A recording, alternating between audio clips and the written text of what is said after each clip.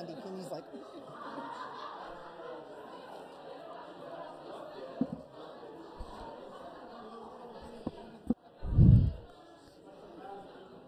Okay, I'd like to go ahead and call this regular meeting of the David Douglas School Board to order.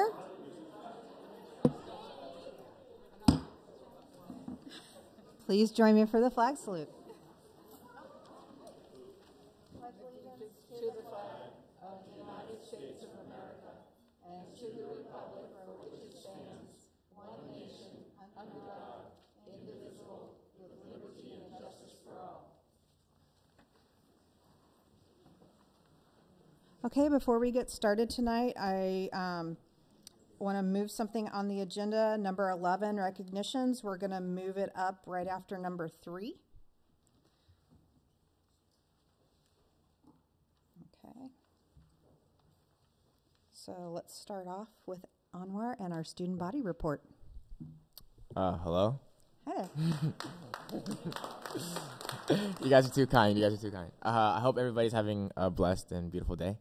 A couple of things. Okay, let's start. Well, in student council, 4 kids from student council, 4 kids from Link Crew went on a sort of like a it was a convention sort of thing where they learned basically a bunch of inspirational things, and a couple of things that they brought back to the class that I sort of just picked up on. They said being nice is reactive, but being kind is proactive. And that's something that stuck. And then another thing is that there's 2 different types of compliments. One compliment is the way that you look at someone's outside and you say, hey, that's a nice sweater, or hey, something small like that, hey, nice shoes or whatever. But another type of compliment, the one that sticks with someone, is, hey, I'm very thankful for you for doing this and this and this, or I'm very thankful for your positive energy day in and day out. And those are the type of compliments that are 10 times better than the other types of compliments. So that's the thing that I sort of just picked up on from that retreat sort of thing. And then tomorrow we're going into our Rose Festival assembly. All the 4 possible candidates are all wonderful girls, and I'm glad to have known them. So that's very exciting. I'm going to be emceeing as well. And then another thing that we're going to get into is we're going to introduce our mental health awareness campaign that is a part of DDHS United. And it's funny how I remember first coming here and I told you guys about how I was thinking of starting something like that and how my team just picked up on it. And then you just look around right now and you see the staff members wearing our DDHS United shirts. And it's just something beautiful how something so small, but it can grow so big within our, I think it speaks so much about the Douglas community here. So it's just something that I'm really proud about, and it basically just has Douglas written all over it. So yeah, I just wanted to say thank you for the staff for rocking the merch. But basically we'll be introducing our mental health awareness campaign, kicking it off with March. 1 week in March, and it'll be the Let's Talk week. Sort of just get it out there. We're going to be emailing videos to students, things like that, and having a tip of the day. And March 20th is the day that the llama and alpaca are coming, so we're very excited about that too. So yeah, that's our report. Thank you guys. All right, thank you. Okay, on to visiting delegations. I'm told I did it backwards last time, so I'm going to do it right this time. We're going to start out with David Douglas Music Department.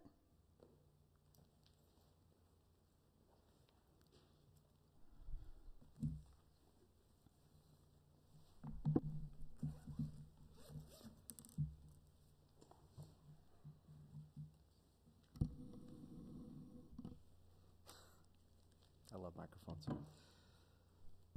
So the reason why I'm here today is March is Music in Our Schools Month. It is recognized throughout the United States and has been happening each year since 1973. The purpose of it is to raise the national awareness of the importance of music education for all children and to remind citizens that school is where all children should have access to music. In David Douglas, our students are fortunate to reside in a district where a comprehensive pre-K through 12 music education is valued and taught by certified music teachers in all disciplines. My experience in serving on the boards of the Oregon Music Education Association and the National Association for Music Education Northwest Division have shown me that in many areas this is definitely not the case. Not only does involvement in music increase our test scores, but it also teaches students skills like teamwork, cooperative learning, the payoff of hard work, increased language, reasoning, staying involved in school. Jennifer Muller has presented sessions in Idaho, Minnesota, Oklahoma, and West Virginia about the band program at David Douglas High School, and is able to show that our band students have a graduation rate of 91%. I'm confident this number is also the same in our choir and our orchestra. She was also asked to make this presentation at our National Association for Music Education National Conference in Dallas. Having an elementary music program where all students receive regular music instruction coupled with a musically beneficial middle school and high school schedule has a direct impact on the secondary program. To date, we have at the middle school programs 577 band students, 585 choir students, 465 orchestra students for a total of 1,627 students. At the high school, we have 224 band students, 267 choir students, 142 orchestra students for a total of 633. That means at our secondary level, we have 2,260 kids involved in music. This has led to a tradition of high-level performance from our students and their groups. So far this year, we have had 50 students in grades 5 through 12 participate in the All-State Honor Groups.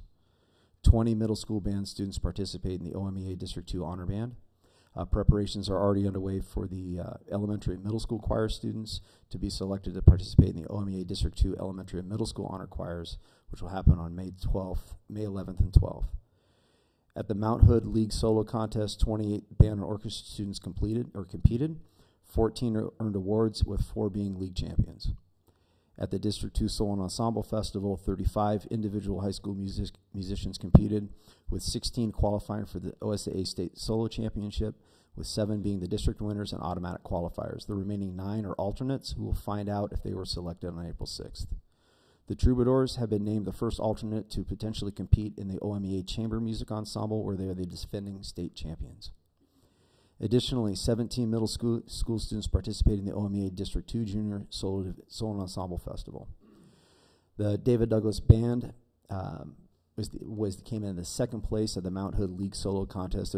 At that event, there's team trophies as well as individual, so they came in second. The orchestra came in third place at the Mount Hood League Solo Contest. The Top Jazz Band is once again the league champion and has the automatic qualifier for the OMEA State Jazz Championship. As Mr. Byer has said at graduation a few times, this just in, the wind ensemble today qualified for the state band contest. The concert choir,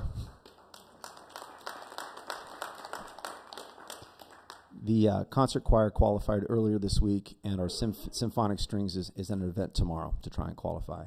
All 3 jazz ensembles will also be competing at the Clackamas Community College Jazz Festival on March 17th. Additionally, on May 4th, every 3rd, 4th, and 5th grade student will once again participate in the link-up concert with the Oregon Symphony. The Carnegie Foundation has relayed to me that from the Oregon Symphony, that David Douglas is the only district where every student gets to participate. Other districts will send a class or one school, but we're the only one where every kid gets this opportunity. Additionally, there has been a guitar rack that has been built for the elementary school, and it was built by a retired woodshop teacher, Bill Eckroth. And they're very excited about that, wanted me to include that. Earl Boyles is also the recipient of a STEAM grant to purchase some electronic instruments for the classroom use. As part of the ongoing grant from Studio to Schools, Allisop Middle School has been having 45th Parallel visiting to perform and give private lessons to some of the orchestra kids. 45th Parallel is a chamber group made up of members of the Oregon Symphony. Floyd Light Middle School orchestra students have been able to hear performances through Chamber Music Northwest, including 100 of these students who were special guests of Chamber Music Northwest to hear the Verona String Quartet at Reed College. This summer, David Douglas will be sending 9 students to the Young Musicians and Artists Camp at Willamette University down in Salem. These students are able to attend for free because of grant funding written through OMEA. That association is so impressed with what we do that they write grants for us so our kids can come. Excuse me, as stated earlier, Jennifer Muller has been representing David Douglas on the national level. She's the current chair of the music committee for the National Federation of High Schools. Along with the sessions she's been presenting across the country, she participates in regular meetings with national chairs, and she presents the annual National Performing Arts Award.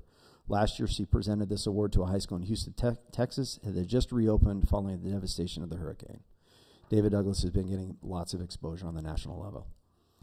Top of that, Val Ellett is the General Music Chair for the Northwest Division for NAFME.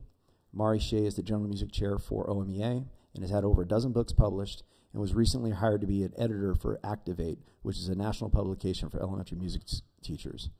Many of our teachers are also active performers in the metro area, and the best example I can give is Jamie Waroff at West Powellhurst, has her doctorate in trumpet performance and performs with local symphonies all over. To sum it up, David Douglas holds a special place in Northwest and beyond for his music program. We know that our kids do not have the same advantages as many of their peers in other districts. But when it comes to a quality music education, it has never been about socioeconomic status, gender identity, or ethnicity. All of our students can achieve the highest levels through music. And without the support of you, the district level administrators, and I'm glad to see all of our building administrators here so that I can thank them as well, we would not be able to have these opportunities for our kids. And again, I thank you for that support.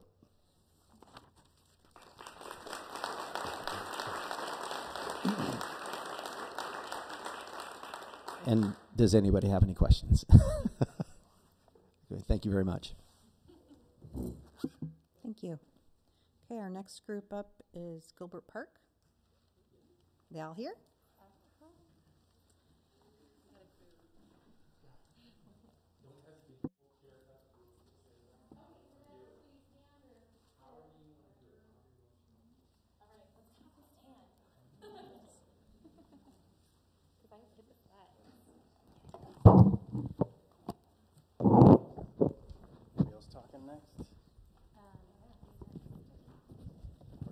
You can just swap that one if you want. So hello. If this is too loud, is this good? My name is Amber Tachi. I'm the language development specialist at Gilbert Park, and we are here to tell you a little bit about our Intercambio, which is a successful program that we've had so far this year. Intercambio is a Spanish-English language exchange that we do at our school. We hold it every Friday after school. It's a way for parents to engage and for teachers to engage as well. And we're just going to start out with a little participation. Usually we start with our agreements every day. So I'm going to ask that you repeat them after me, a little my turn, your turn. So we start, we are here to practice language and support our school community.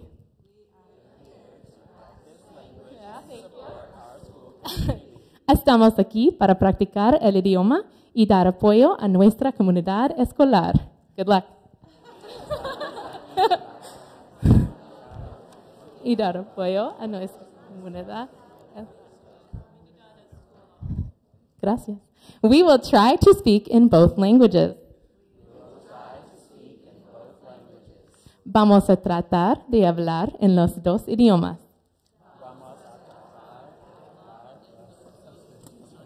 We accept everyone. Aceptamos a todos. So, thank you very much. So we start usually with those agreements.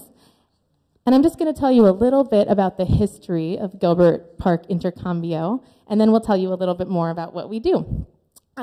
This program was initiated by a parent at our school.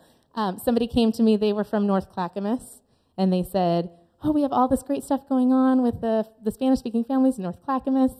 What's going on here? Why is there nothing happening? So I said, let's make something happen. So we did. Ventura Park was the only other school I knew of that was doing something like this. So we kind of modeled it after them. They have one of our LDSs, I'll just throw it out there, actually started a little nonprofit called Exchange to Engage, and they put on a training for us, so we started with that.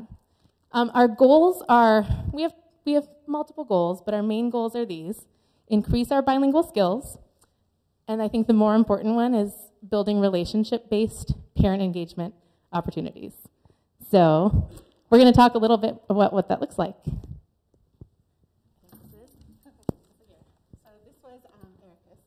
feeling under the weather, so I'll be speaking for her today. That's okay. I'm Lauren O'Gara. I'm a third grade teacher at Gilbert Park Elementary, and I love going to Intercambio because I get to meet the families and I get to see my students in a different light, and I just really enjoy it. So we practice Spanish in a variety of ways. We play games, we have conversations over coffee and snacks, and we sing songs. Developed because at first everybody was a little bit shy, and then over time we practiced more and sang more songs and got to know Miss Tachi a little bit better as well. Who's next?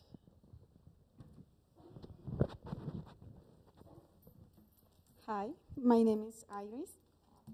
Nice to meet you. Soy una madre de 2 estudiantes en la escuela. Poder hablar con los maestros mejor y con todo el personal de la escuela. Durante el intercambio no solo no practicamos el lenguaje, sino compartimos nuestras culturas. Compartimos el uno con el otro durante las conversaciones, pero también lo compartimos con la comunidad escolar en general. Creamos un tablero de anuncios para compartir sobre la cultura mexicana. También organizamos juegos e hicimos demostraciones de cocina en la noche multicultural de Gilbert Park. Por supuesto, la otra cosa que también nos ayuda a aprender sobre la cultura de los demás es compartir la comida. En cada reunión, las personas traen un plato para compartir.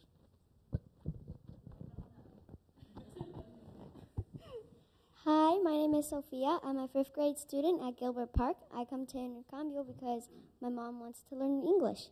Not only do we practice language, but we also share about our cultures. We share with each other during conversations, but we also share with the larger school community. We created a bulletin board to share about Mexican culture. We also organized games and did cooking demonstrations at the Gilbert Park's Multicultural Night. Of course, the other thing that also helps us learn about each other's culture is by sharing food. At every meeting, people bring a dish to share.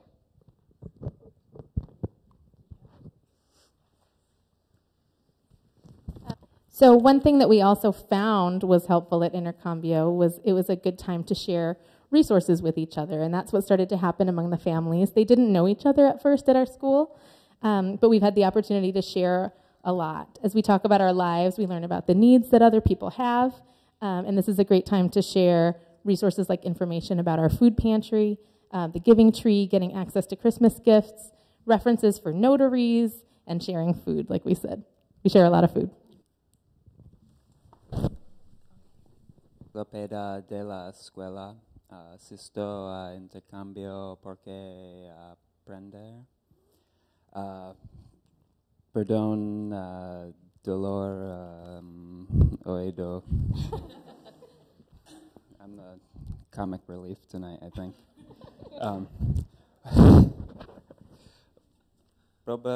Probablemente el resultado más importante de nuestro grupo intercambio fue que construimos relaciones. Cuando el grupo comenzó, la mayoría de las familias después de algunas reuniones, muchos de nosotros intercambiamos números de teléfono y nos hicimos amigos. También construimos una relación en la comunidad más grande. Los miembros de una iglesia local estaban interesados en participar y apoyar en nuestro grupo. Incluso nos recibieron durante el verano cuando la escuela estaba cerrada. Intercambio también brindó oportunidades para que los padres y el personal escolar construyan relaciones. La secretaria de nuestra escuela asistió a menudo al comienzo de nuestro grupo, al igual que nuestro director y algunos de nuestros maestros. Nuestra secretaria informó que los padres acuden a ella más a menudo en busca de ayuda o con preguntas. Los padres sintieron que podían acercarse a nuestro director más fácilmente y que ella estaba interesada en hablar con ellos. Los estudiantes cuyos padres asisten a intercambio muestran un gran interés en hacerlo bien en la escuela. Construir comunidad es un componente clave de nuestro intercambio. We try to speak in both languages. Just to translate that. All right, so I won't be as fluent as Peter. So once again, Lauren O'Gara, third grade, Gilbert Park. A really good thing about our intercambio is that it builds community with our parents, our families, and our school members. In the beginning, a lot of the people didn't know each other really well, and we all had to get to know each other.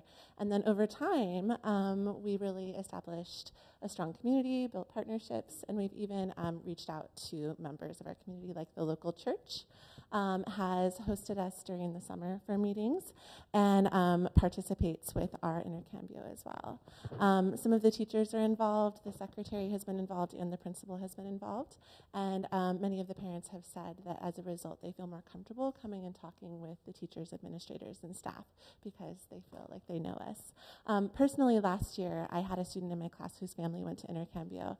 And as a result, I found that his mom felt more comfortable coming and talking to me about school needs. I had a stronger relationship with them, and it was just really beneficial for the students' learning. I felt like I really knew them. Yeah, I think that's all of it, unless there's anything else to add. Thank you. Got our last one, Donna. Good evening. My name is Donna Barber, and I am a member of the community of Gilbert Park. My children do not attend Gilbert Park, but they do attend David Douglas Schools, Alice Ott and Fur Ridge. I am also the director of the Champions Academy, which is an initiative of the Portland Leadership Foundation. And so several children who attend Champions Academy are students at Gilbert Park. And so one of the reasons that I got involved with Intercambio, one, because a friend from my church invited me, and so it was an opportunity to connect with her outside of the church context. But it was also an opportunity to connect with parents in their context, in the school, that were part of our program. And it was another opportunity for me to learn more and to work on my Spanish, which I have been trying to learn for a very long time, so that I might better be able to communicate with the parents that I serve.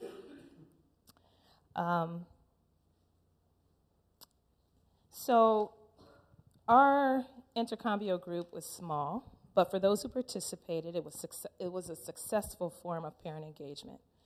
Parents who participated in this group attend other events and speak more with teachers and school staff and work on ways to make the school better. And some of the components that made this group successful were that we spend time investing in relationships. We made sure to invite people individually by phone or in person to get the group going. We know that a flyer or automatic phone call does not have the same impact. We meet regularly, not just once or twice. We listen to each other, we laugh with each other, we care about each other. And the parents coming to the group got to practice language and to build meaningful relationships with peers. We felt that it was worth our time to come. Parents also had something unique to contribute. I think one of the most special things about this group is that everybody is a learner and everybody is a teacher. Both the faculty and the parents and even the children that are there, everyone is learning from everyone. And it creates a very meaningful difference in how we relate to one another, how we see each other, and what is possible in our school and in our community. Is the end of our presentation, but if you have any questions, please go ahead. And we're just hoping people can learn maybe in future engagement opportunities for parents so we can implement some of these things because we found them to be very successful. Any questions? You're all invited to drop in. It's Fridays, Gilbert Park Library at 3:45. Do we have any questions? Comments? Thank you. Okay. Thank you.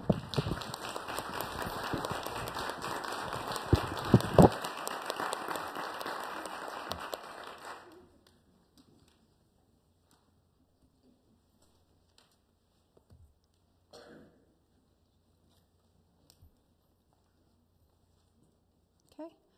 We're moving on to the attendee input section. Just a reminder, there's a little box there on the table. Green light means go, yellow light means you're starting to run out of time, red light means you're out of time, blinking red light means you're really out of time. So first up, Craig Rogers. Welcome. Welcome. I'm really happy I came here tonight because I can feel the positive energy in the room, and I'm very aware that magic is something real because I have a great respect for David Douglas School District, having lived next door to Floyd Light Middle School for 40 years and known Barbara Rommel really well, and incredible multitasker and always walking on the sunny side of the street, and then now knowing Ken. So I want to give you just a little bit of my history, why I appreciate you all so much as teachers and administration and so forth. So when I was in the 3rd grade, my folks got a divorce. My parents kind of went this way and that. And I was pretty much on my own. Went to 3 different schools, and I remember at one of them, 3rd grade, crying in class. Really embarrassing, but I was probably just overwhelmed with emotion. You know, in a way I felt like a baby bear cub pulled from my family, you know, and you have to deal with that. In a lot of cases, you're the parents too, not just teachers. And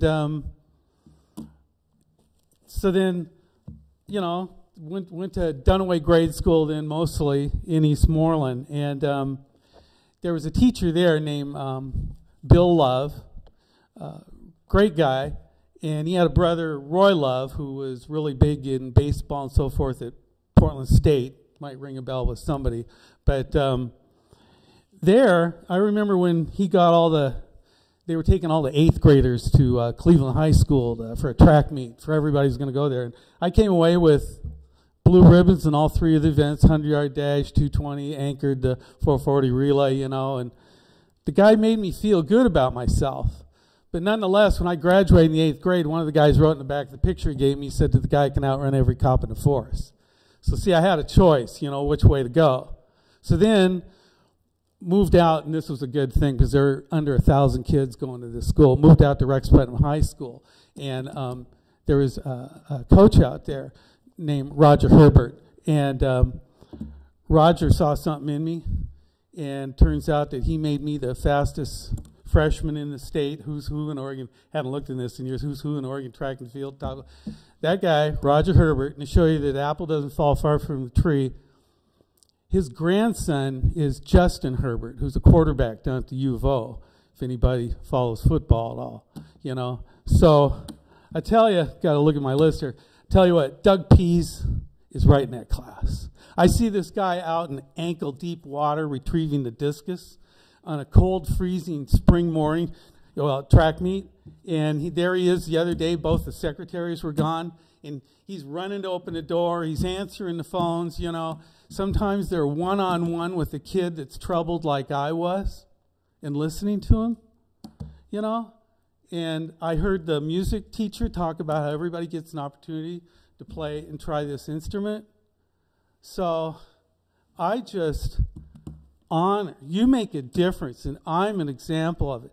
You make such a difference in our lives, and you may never know it, but I'm here to tell you that it's just so huge. My thank you to all of you for what you do.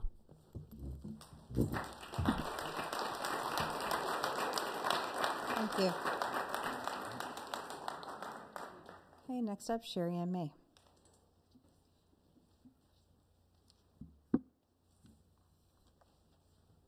Things have gotten real high-tech around here since I last was in front of the board. Good evening. My name is Sherry Ann May. My address is 3047 Southeast 140th Avenue, 97236. I've been a resident of the David Douglas School District for over 30 years. I'm proud to have been a member of staff in this district, and I'm here to once again thank the district for providing outstanding educational opportunities for students. My son will be graduating from the University of Illinois Urbana-Champaign this May with a master's degree in orchestral conducting. He will begin his new path in life this fall as music director and conductor Conservatory Orchestra of the Student Orchestras of Greater Olympia in Washington. He started as a PM-only half-day kindergartner at Menlo Park. He moved to Earl Boyles in 3rd grade when it officially reopened, and was at Ron Russell as a member of the first class of 6th graders. Boy, that was an interesting time in the district. Cameron was cared for in before and after school programs, diagnosed with health issues through vision and hearing screenings, learned to write the perfect paragraph, had access to the gifted and talented program, played t-ball and basketball through community sports, attended full-week outdoor school, swam with David Douglas Swim Club, was a varsity swimmer for 4 years in high school, and was highly motivated and involved in the music program from 5th through 12th grade. Cameron graduated from David Douglas in 2012 with a 4.0 GPA. His tenure in the school district prepared him well for his life journey. As part of the process for applying for an additional job, Cameron was asked to write a statement of diversity. I think his words best sum up what is right in our district. So, here I go. Bear with me. I'm not what one might call a poster child of diversity, at least not on paper. I grew up in a white, decidedly middle-class home, and from birth to graduate school have never been denied an opportunity for financial reasons. However, this was only possible because my parents chose to raise me in the first house they ever bought in one of the poorest neighborhoods in Portland, and to send me through the local school system with neighbors and friends who came from a very different home than my own. As I mentioned in my cover letter, my high school had a majority of students qualify for free and reduced lunch programs and a number of registered languages that still makes jaws drop whenever I mention it to people I meet. Yet it was the largest high school in the state of Oregon with all of the opportunities of a large high school, including a career and technical program, advanced placement and dual credit offerings through a program called College Now through Mount Hood Community College, and as I have already mentioned, a decidedly robust music program. In fact, the AP and College Now programs were so extensive that I entered my freshman year at university with 32 semester hours already accrued. More importantly, those 32 credits cost my family a grand total of $35, which was a win for us. To me and my family, this was a nice benefit, but to many of my friends and classmates, this meant the difference between college and no college. Suddenly, they found themselves able to access higher levels of academics because the financial burdens had been removed, and they were finally able to prove themselves based on merit. These bright young teenagers who had spent their lives being beaten down by poverty or poor English skills, despite perhaps being fluent in 3 or 4 other languages, now face the possibility of completing an honors college education at a state university in 2 or 3 years on full scholarship, thanks to College Now and advanced placement. I also saw other barriers cast aside each and every day in the music classroom. Our school district has a large collection of school instruments for use by students without the financial means to rent or own, and I saw efforts during my high school years to purchase higher quality instruments for serious musicians so that they were not held back by the quality of their new equipment. Many of these same students benefited from a private lesson scholarship fund, allowing them further study that would otherwise be out of their reach. Most significantly, however, we sat in a large room and made music together. Not rich music, not poor music, not suburban music, not ghetto music. We bonded over a shared experience that transcended cultural, income, and language barriers. Thank you to the school board, former teachers, counselors, principals, and district leaders providing healthcare screenings, childcare, academics, support, love, and most of all, opportunities for all students to find a passion and follow it to their future. Thank you.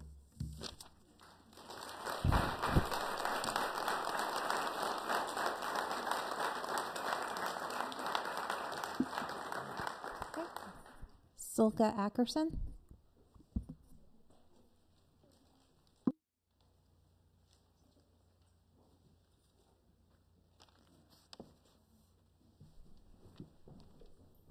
It's nice to hear these positive success stories tonight.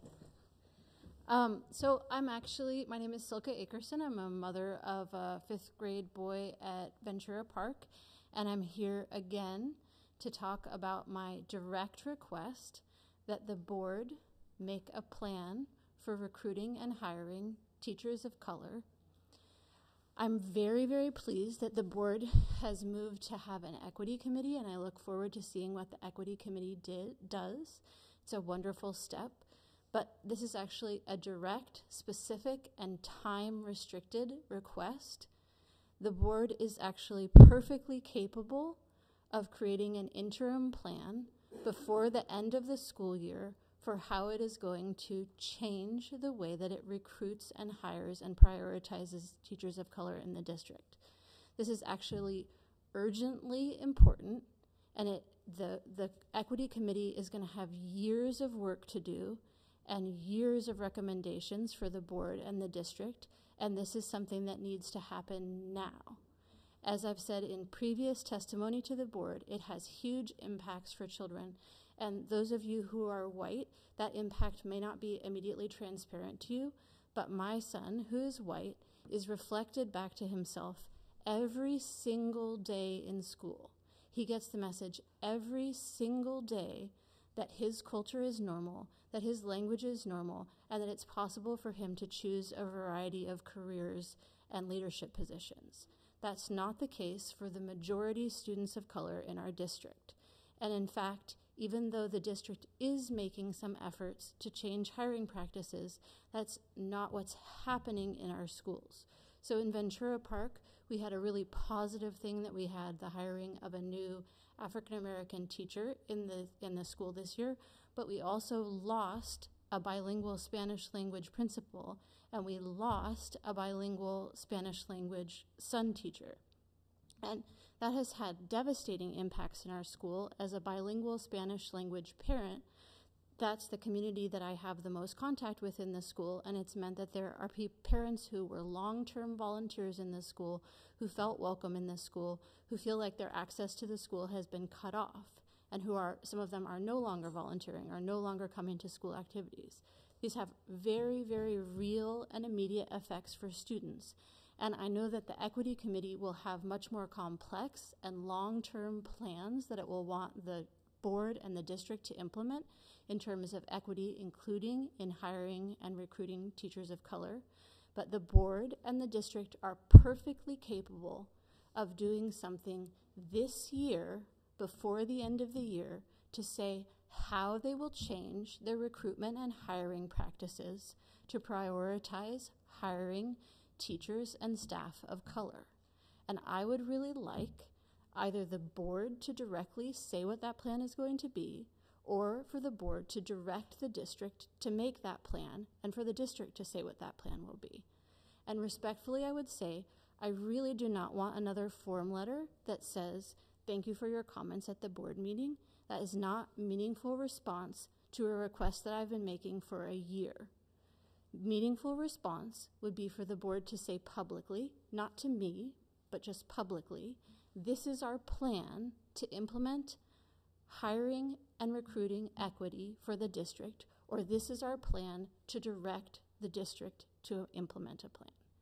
So I'm just begging you again, these are really real things that have major impacts for children. I told you before, I know that that's flashing and I'll be done soon, that having, like for African American students, having just one African American teacher in the elementary school grades has an impact on the educational experience all the way through high school and college. So just 1 year of an African American teacher in grade school completely changes high school dropout rates and the rates at which African American students are applying to college. It's money well spent, it's time well spent to prioritize this, and I don't want to keep asking the same thing.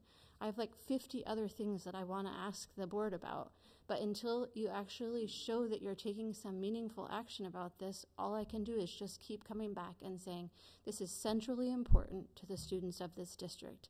It makes a tangible impact on their educational experience.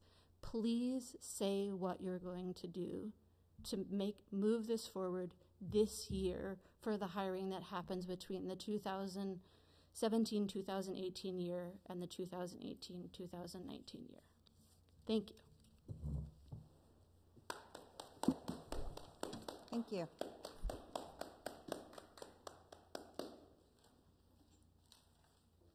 Okay, we're going to now move on to recognitions.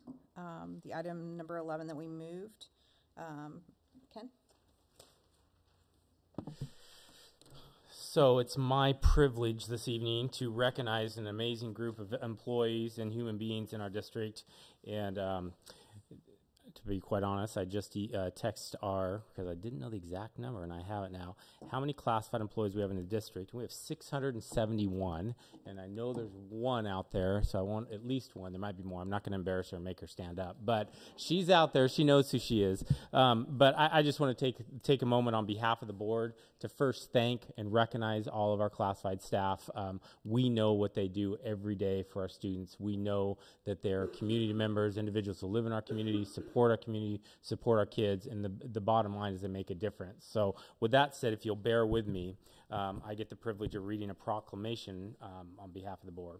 Whereas the education of our youth is imperative to our school district, to Oregon, to our nation, our world, and whereas classified employees work directly with our children, staff, parents, volunteers, business partners, and community members, and are responsible for the transportation, nutrition, and general well-being of our children, as well as assisting certified staff in the classroom. And whereas classified employees ensure the smooth operations of our offices, the maintenance of our buildings and property, and the safety of our staff and students, and the community trust them as important messengers about our schools. And whereas our community depends on classified employees to serve students and other staff, often in challenging circumstances, and classified employees, with their diverse talents and true dedication, nurture our youth throughout their pre-K through 12 years. Now, therefore, we, the members of the Board of Directors of the David Douglas School District, hereby declare our appreciation to our support staff and join Governor Kate Brown in proclaiming the week of March 5th through the 9th, 2018 to be Classified Employees Appreciation Week. And I, again, would just like to say a thank you to all of our classified staff for all they do every day.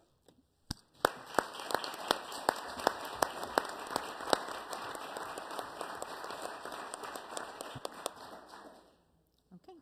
I think the board echoes those sentiments. On to our next item on the agenda, number 4, graduation rate presentation. John May is going to come up, and we have several high school folks here, and also middle school and elementary. So, go ahead. Yes. So, board chairs, reminder, Madam Chair, that 2 board member meetings ago, you asked for a report around graduation rate that was released. Based on that request, there was a report put together to bring to the board. That was scheduled for last board meeting. Unfortunately, weather happened, I guess you could say.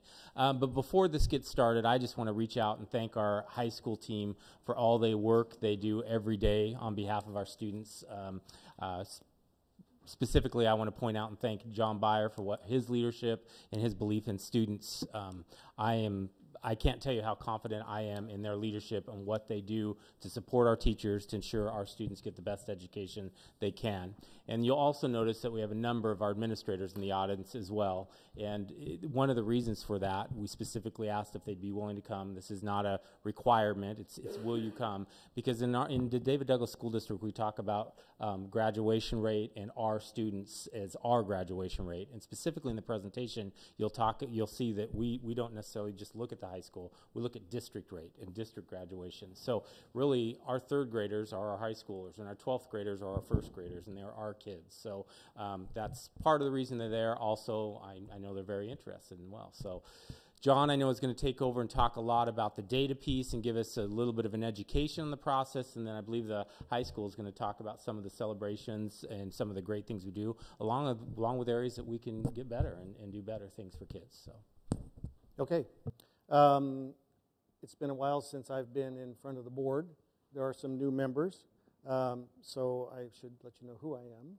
My name is John May, and I've lived in the Lincoln Park catchment area for 32 years and worked for the district. Tried to retire about a year and a half ago, but the pull just doesn't seem to quite let me let go. And that's fine. I'm going to talk to you about basically 3 things. I'm going to explain how the graduation rate works because it is not an easy concept to get your head around. So I'm going to explain the whole process. I'm then going to go through kind of why we didn't meet the numbers that we thought we should meet. And then finally, because I think Chair Larson asked for it, I'm going to go into who the non-completers are in a lot of detail. So I don't speak Spanish. My English skills are suspect, and so I'm going to show you a lot of pictures instead. Okay? So first of all, this is not your father's graduation rate. It's not even your graduation rate. It used to be that we looked at how many kids we had at the start of 12th grade, and we counted up how many dropped out and how many graduated, and we said that was the graduation rate. But about 6 years ago, to comply with federal and state requirements, that whole process changed, because what was happening was we were not including kids who dropped out prior to 12th grade very well. We were not accounting very well for those kids. So a whole new process came in, and it caught a lot of people by surprise. It's a better process. It gives us a better picture of what goes on in the schools and the community. Unfortunately, everybody's rate went down as soon as that happened, and that was okay, because it's a more real rate. So a rate is a pretty simple mathematical formula. It is a number divided by a number. I'm not a math teacher, but I know what those are, and it's the numerator and the denominator. So like I said, previously we just counted up the graduates and we counted up the 12th graders and we did the math, and that was pretty easy, but it's not like that anymore. The new formula, it looks like this. So it's still sort of the same on the top. We still have the number of kids that graduated in a 4 or 5 year period, but that is divided by something mysterious called the adjusted cohort. And we're going to talk about that a little bit, so you have a little bit of understanding about what that is. So the N, the top number, still the number of graduates. A couple years ago, it shifted slightly, but it's the number of students who were in standard diplomas. In this case, for last year, it was by the end of August, so August of 2017. And we're talking about last year's rate now. A couple years ago, it was changed so that we could include modified diplomas as counting towards this 4-year graduation rate. Now, last year, we graduated, if you count up all the kids that graduated all year, something like around 630 kids. That won't match what you see in the state report, because a number of those kids were in their 5th year. They counted in the 5-year rate from the previous year's cohort, but not in the 4-year rate for this year. So keep that in mind as we go along. Now, the numerator, the adjusted cohort. So this is the number of kids who were first enrolled in high school in 2013-14. To that, we add the kids that transfer in, and we remove the kids that transfer out. And it all sounds easy. But if it were easy, we wouldn't have a 30-page manual that tells us how it all works. Board packet, I think I emailed it to you. So if you need some late night insomnia reading, by all means. This is where things start to get a little complicated when we start talking about the adjusted cohort. So we basically have a 4-year span of kids that starts in 9th grade, finishes in 12th grade. With each cohort, and this holds true rough numbers year after year, during the course of those 4 years, we have about 400 kids that transfer in. Okay? Also, during the course of those 4 years, we have about 500 kids who leave. We'd like to say those all transferred out. We know that's not true. Some of those dropped out, and we're going to go into detail about that later. So essentially what we have is this black box process that happens at the Oregon Department of Ed. They have to figure out who the students are that are in a cohort, who's accountable for each and every one of those students. And a question you might wonder, because the rate just got publicized in January, is that why does it take so long to figure this out? I'm going to tell you. So this is last year's 2017 calendar. The red circle date is June 2nd. I think that was the last day of class for seniors. Maybe it was the graduation date. I don't know. It was right around there. So essentially the school year's done. But it's not, because we have kids going to summer school, and they still have a chance to graduate. One of the reasons it takes so long is that we can't even start thinking about any of this until after the end of September. Okay, why would that be? Well, a couple of reasons. One is one of the categories of kids that we count are those that are continuing enrollment. We don't know that until everyone submits their state reports at the end of September. Those get validated throughout October. We also have to pick up all the summer graduates and all that kind of stuff. So we can't even start on any of this until October. Okay? Now, the blue shaded area on this calendar is when ODE does their massaging of, okay, who are the kids? Who are they assigned to? And this is the last diploma granting institution in Oregon to which the kid was assigned. Unless, of course, they transferred out or went to a homeschool or a private school. A few deceased, or those are the transfer outs. Normally, one of the things that happened this year is that, well, this work is always done by the clerical staff at the high school. We do the research. In the yellow area there, after the state first puts out the number, we enter into this validation zone. This is the yellow area on the calendar. And this lasts for about 6 weeks. And during this time frame, we get a list of who our kids are that we're accountable for, and then we get a chance to make adjustments. Oh, that kid moved to California. We just didn't get it noted in 2 years ago when they did it, so we can make that adjustment. This kid, and this year, for example, we missed some kids that graduated in summer school. They didn't get reported in time, so we have a chance to make those adjustments. So we get a chance to go file diving in the basement to look at all the files. Well, maybe we got a records request on this kid and we just didn't code it right in the system. So we get this long period of adjustment. And when we first looked at this rate for the high school on October 24th, which was the first time we saw anything, it was 67.1%. Now, that's kind of shocking, but we always start with a pretty low number. We always do, okay? We just never talk about it. We've never talked about it before. This year I told people, like, by the way, here's our starting point. And they're like, what the heck? But I said, don't worry. We're going to make a lot of adjustments here. It's going to go up. It always does. We go through this drill.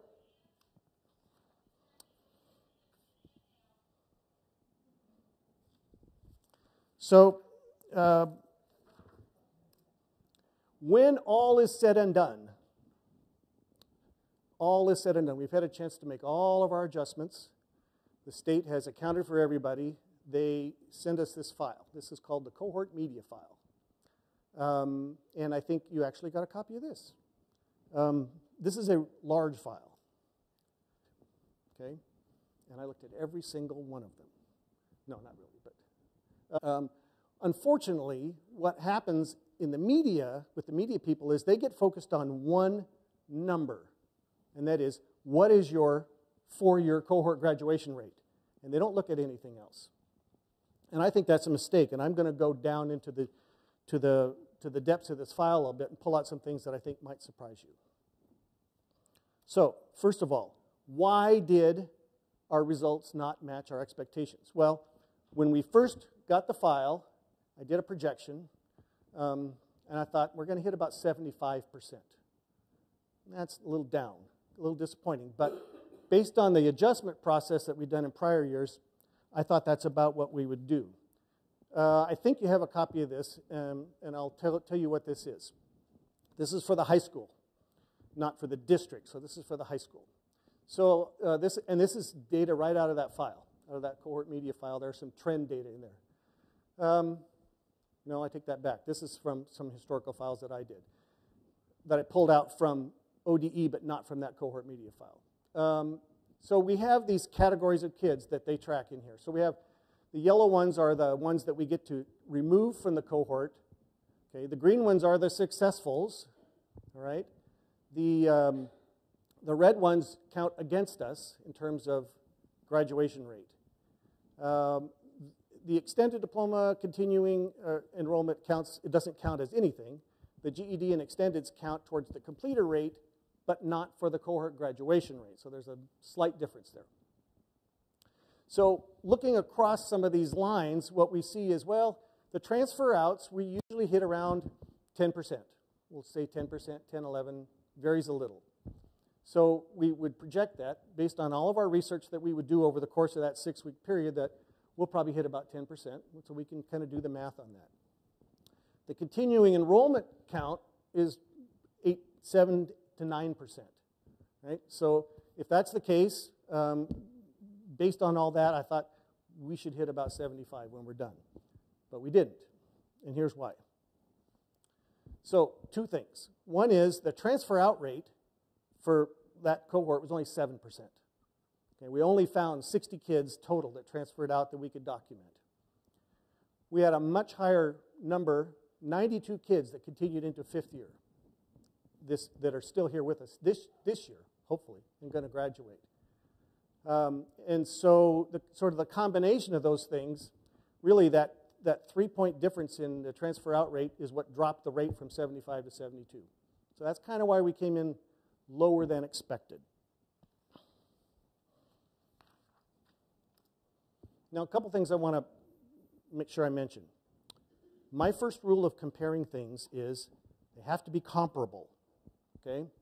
I get a little crazy when I see people talk about the ranking of states based on their graduation rates, right? Because they are not comparable. Each state sets their own graduation requirements. Each state calculates the rate differently.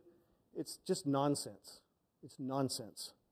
But we all see it, and we see lots of people talking about it. So be wary of any comparing of schools or states. School districts are not all organized the same way either, even inside of Oregon. And it is really not appropriate in most cases to compare a high school to a high school, and I'm going to explain why. Okay, so this is our high school, David Douglas High School graduation rate for last year, 72.5%. Okay, and we saw in the newspaper, got everybody's attention. Centennial High School, 84.3%. How can they do that? Why are they so much better than us? Right? Well, they also have Centennial Park School is a separate high school in Centennial, and they have a 28% graduation rate. We do not have a separate high school. We have one in the eyes of the state. Fir Ridge and David Douglas High School are one and the same in the eyes of the state, and that's really important. So when I look at our district rate, which was 71.1, and then I look at Centennial's rate, 74.2. Yeah, they're a little higher, 3 points. Not 12 points, 3 points. So that's an apples-to-apples comparison, not the 2 high schools. So keep that in mind as you look through the cohort file and see things like that. Now, this is really too small to read, and I think you have a copy of this, but this is information, again, strictly out of that cohort file, broken down by student groups. Now, the first 3 columns are right out of that cohort file, but the last 3 columns in this are my calculations on things that they don't calculate, but I thought were important. Particularly the non-completer, not continuing rate, which you might as well, for shorthand, call the dropout rate. Okay? These are kids that didn't finish, they're not enrolled, we don't know what happened to them. At the bottom, I've summarized, okay, the all students is David Douglas, and then I've got our neighbor districts and the state. And what I think is really interesting here is to look at the non-completer, the dropout rate. So yeah, we're at 14%. And Centennial was at 13, and the state was at 13. But we beat everybody else in the county. So it's just a little different way of looking at the data. Our graduation rate was lower because we had a lot of kids continuing into a 5th year, whereas they don't. Their continuing rates much lower, like 6%, except Reynolds. But the rest of them are 6%. We are much higher. So double.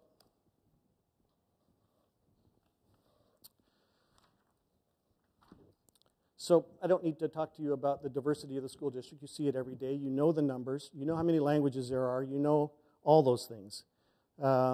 We have 2% of the state's school population, roughly.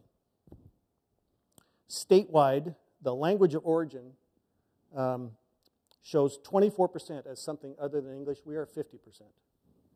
Okay?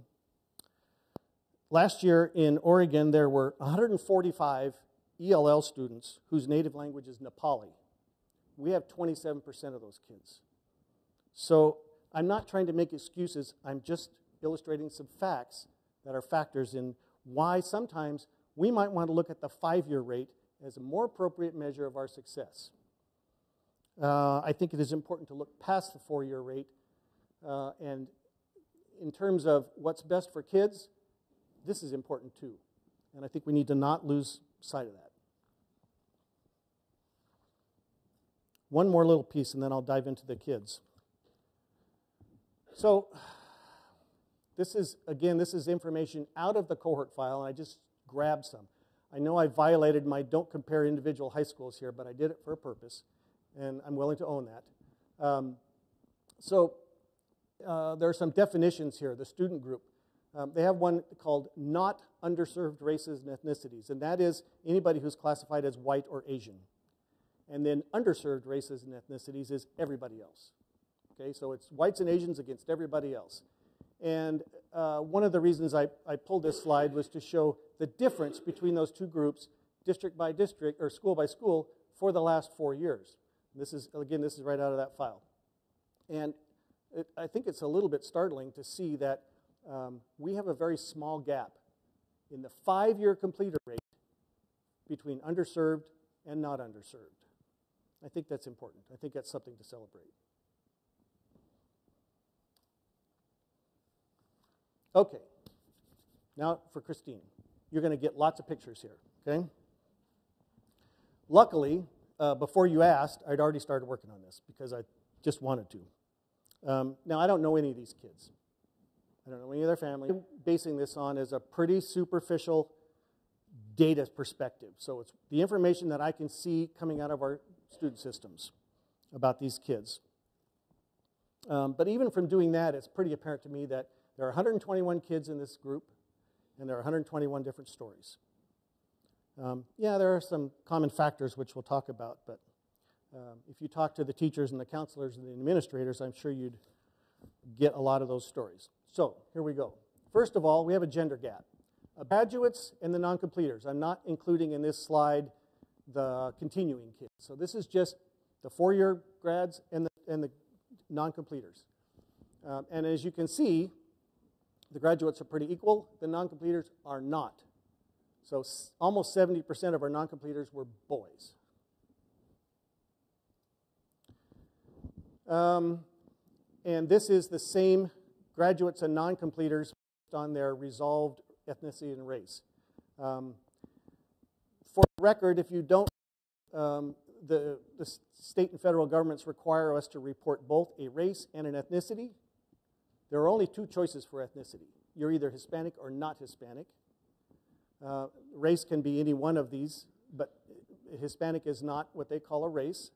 So when they resolve these, anybody that checked Hispanic for ethnicity comes out as Hispanic, no matter what else they check. Okay, doesn't matter. You can check everything else, you're Hispanic. So it's kind of an odd aggregation. Nobody seems to like it, but it's what they did. So we have some gaps here too. The biggest one is Hispanic. Okay? And even further, when I combine gender and the race ethnicity, now we have something really big that showed up right there in the middle. Right? So what this is telling us is that 10% of our graduates were Hispanic males, but almost a quarter of our non-completers are Hispanic males. Okay, so is that a trend? Let's find out. The average number over the past 6 years of these is about 197. The gray bar here is the percent of the cohort. So you would expect the percent of the graduates and the non-completers to match the cohort size, right? And as you can see, it does not. Some years better than others. Last year, not good at all. Okay, so is it just a Hispanic male problem? I hope you were thinking in your head, what about black males and white males? Do they have a problem too? Well, I hope you would ask that because I did the slide for it, so I want to share it. Okay, black males, same kind of a problem, although it has pretty much evened out in the last 3 years. Not very disproportionate. And the numbers are pretty small here. The average number of kids here is 39 over the last 6 years. White males, again, males struggle.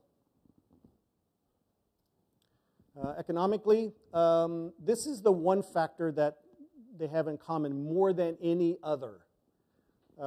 almost all these kids come from challenging economic circumstances, right? Only 7% were not free or reduced. 88% are free. Not free or reduced, free. The district average for free is 64%. For these kids, it's 88%.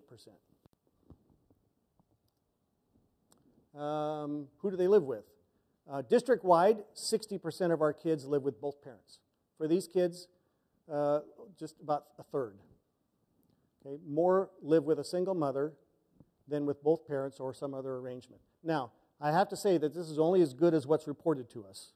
And families are fluid, and we don't, I don't have 100% confidence in information other than it's what's reported to us. Where did they come from? Well, this is another interesting thing.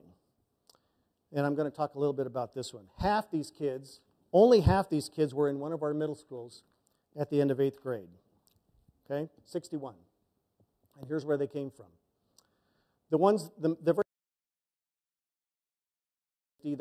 They were in one of our schools, maybe at some point in the 8th grade, but they were not in one of our schools at the end of 8th grade. They had moved somewhere else and came back. Now, of those 61 kids, 60 we identified with risk factors, high risk factors, at the end of 8th grade. We do that every year. So 60 out of the 61 we identified. The one we didn't graduated in September of this year, so bailed us out.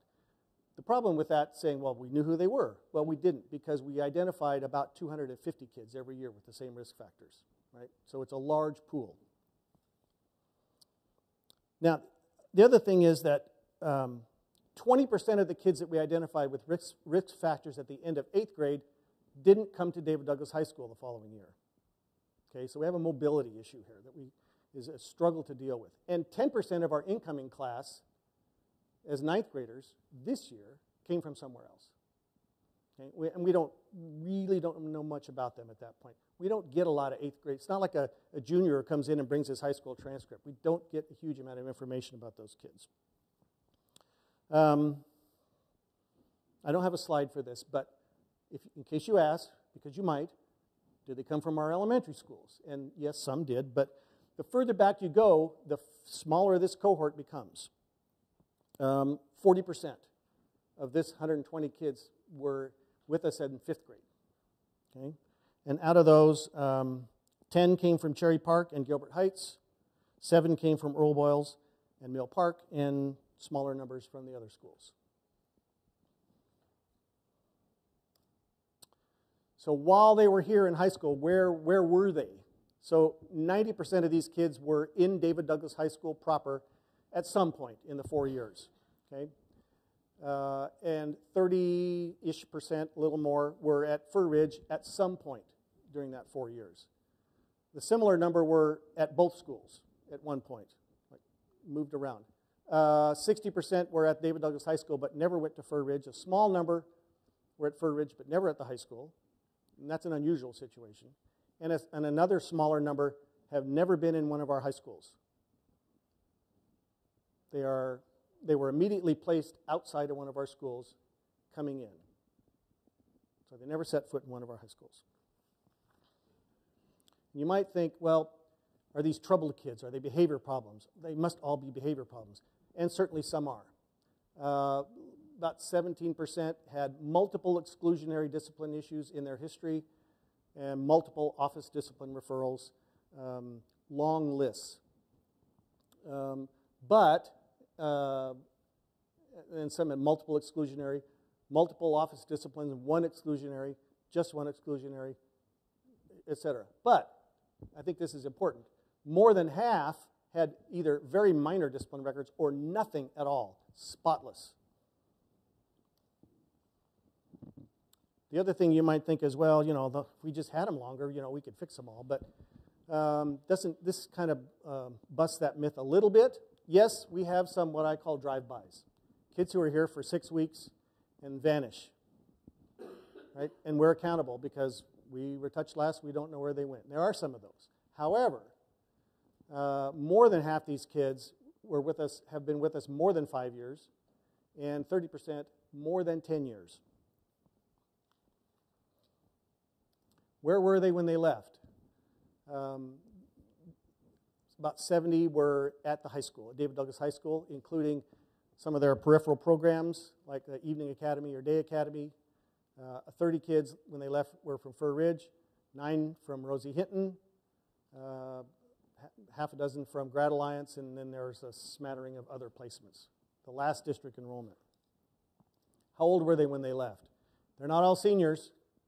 They had 30 juniors, a dozen sophomores, and 8 freshmen.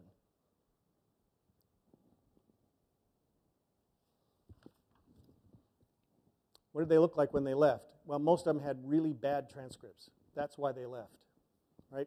Most of these kids had very little chance of graduating. They were highly credit deficient. Some were here either in a placement where we didn't get the information, or they were here such a short time we don't even have any information. So that's the no data kids. There's a small number here that were actually really well on track that are puzzling. Like, why did they leave? And I'm not sure that we accounted for all of them correctly. That's an area that we need to focus on a little more.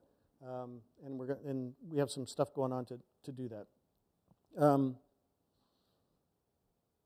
A few kids we found in my doing this analysis were coded wrong at the end of last year, and we never caught it and never fixed it. They're actually continuing this year, and we didn't catch it and didn't note it in time. We had some reporting issues with our ADM in the first period with some of our non-traditional placements, and so we need to fix that. So it didn't really affect the number significantly, but a little bit.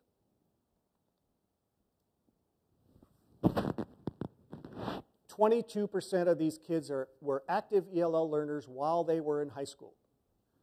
That's about double what our active ELL population is in the high school at any given time. Okay? But the other interesting thing is, and the levels here, level 1 being a beginner, ELL beginner, and those are kids with pretty rough skills. And certainly you don't get, until you get to about 4 or 5, you really don't have academic language. Is that safe to say? Okay. Very much of a chance of success. The ever ELL number, so this is kids who were ever in an ELL program. This is actually lower than the general population at the high school. We really have a lot of those at any given time. Special ed is a little overrepresented in this population, 18% versus 10 or 11 or 12. And these are the most commonly found disability categories for those kids. I found 6 that were listed as in the pregnant and parenting program. I found 4 that were in the talented and gifted program. I found 23 that had at least some documented homeless history, and I'm sure that number's low. And I talked about the difficulty of the mobility and stability things on these. We only have access to what we can see in the ODE system. So within Oregon, so we had 6 kids with 6 or more school changes. 49 of these kids had 6 or more school changes that I can see in their ODE record. 9 of them had 10 or more school changes, and I found 1 kid who had 14 school changes since grade 8. I don't probably need to tell you what impact that would have. 75 of these 121 have been in the ODE system since kindergarten, so they're at least around here. But only 6 had only 3 schools. 3 schools would be normal, right? Elementary, middle, high. But only 6 of these kids were in that situation. But we don't have a lot of kids in that situation anyway. A few other things. Like I said, we found a few errors that we made. Not a lot, maybe half a dozen out of the 822 kids that we looked at that we had to work on. Some technical errors that we're going to clean up. And there were a few kids we found in here that don't make sense as dropouts, and we're going to try to track them down and take another run at trying to track them down and see if they went somewhere. They just have nice, clean transcripts. There's no reason why they don't look like they would have left, so we're going to try to do something to find them. And if we can find that they enrolled somewhere else, that'll impact our 5-year rate for next year because they're still in this cohort. We're also working on developing some tracking systems that are more. This has been a process when it got instituted where we waited until we got the file from the state to see who was in it, and then we went to look for them. And cold trails. There's a lot of cold trails. So we know that's a problem, and we're working on developing some systems to fix that. I don't know if I answered everybody's questions or not with all that stuff, but if you have any, or if any come to you later, I'm happy to try to dig in and find them. So, okay? I think that the proactive tracking will help a lot. I know there was this, obviously the graph went up. 8th graders that were in the, or 9th graders that were in the dropout, and 10th graders, 9th, 10th graders. It seems like, well, I'm sure there are some that drop out, but it seems like those might be more likely to have gone someplace else. I think it's possible. When you look at the transcripts, you might think otherwise. Well, I've looked at every single one of these kids, and I tell you, there are a few, but there aren't very many. There's kids finishing 9th grade with 0 credit. Yeah, I'm sadly aware of that. So the second part of this presentation, transition, obviously if there's questions for John, but the second part is the high school specifically is going to talk about, because you asked about the data, and then you also ask, what do we do? How do we track? How do we support? How are we making sure that we're being as successful as we can be? And again, this team, I don't know who's coming up, John, or not, but I know how much they care about our kids and what they do. Anna does have a question for John. Yeah, no, it's fine. Thank you. I really appreciate the presentation and the data. I do have a question. How are we doing comparing to ourselves over the past couple years? How have we made progress? How have we not made progress? Where are we stagnant? Where are we We were making slow incremental progress up until this cohort. Okay. In this cohort, we were stagnant or we regressed in some ways? We regressed. Yeah, okay, in what ways? Our district rate dropped 5 points this year. Okay. And it dropped pretty much across the board. So I don't have a full explanation of that other than, we have like I said, we have a large number of 5-year kids that didn't finish but are still in school. Right. Much higher number than normal. So that's part of it. Okay, and that regression, is that unique to us in the area? We have a higher, Reynolds has a pretty high continuing rate. Okay. But nobody else does. We're double everybody else. So you look at Gresham and Centennial and Park Rose, they're about 6% of their cohort continues into the following year. Mm-hmm. With us, it's 12 last year. Right. So it's a lot of kids. Okay. And then do we track educational attainment of families and involvement of families in any way? No. There's no, okay. Not really, no. All right. There are a lot of things I wish we knew. Yeah. Yeah. Okay. Yeah. All right. I'll probably have more questions after the high school. Thank you. Okay. I have one other question. Okay. Well, a comment first. I really appreciate all your hard work in tracking all this and presenting it in a digestible way. It's a pretty impressive skill, so thank you for that. I am wondering, and you may have shared this, so I apologize in advance. I'm wondering of these, let's see, you said 120 students basically for the presentation. What is the percentage of these students from the total percentage? So for example, of the Latino specific enrollment, do you have any more disaggregated data on how many enrolled Latino students actually dropped out or across the board? It's very noble. I didn't do that specifically, but it was sort of in that, at least the male side, you could see it in that the cohort percent versus the graduate percent versus the non-completer percent. And it's in one of, actually, that slide's not in your packet. Yeah, because you only had I the snuck one, it in because yeah. I thought somebody's going to ask about this, and I had an extra 2 weeks to do so. I stuck it in there. It's quite a lot. I think I guess my question is, it would be helpful for me to know and have the numbers in front of me a little bit more disaggregated of what is the percentage of all of our ethnicities in comparison to another of the dropout rates. In addition to this, if that's possible. Is that possible? Sure. Okay. Anything's possible. Great. Some are harder than others. That's all. Okay, anybody else? Well, thank you, John, for putting all that together for us.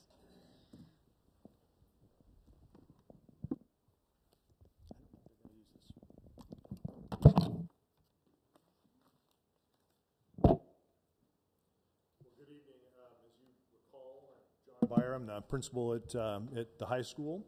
And I thank you for having me here tonight to talk about our graduation rate. And I think one of the other things that would be, can you see me?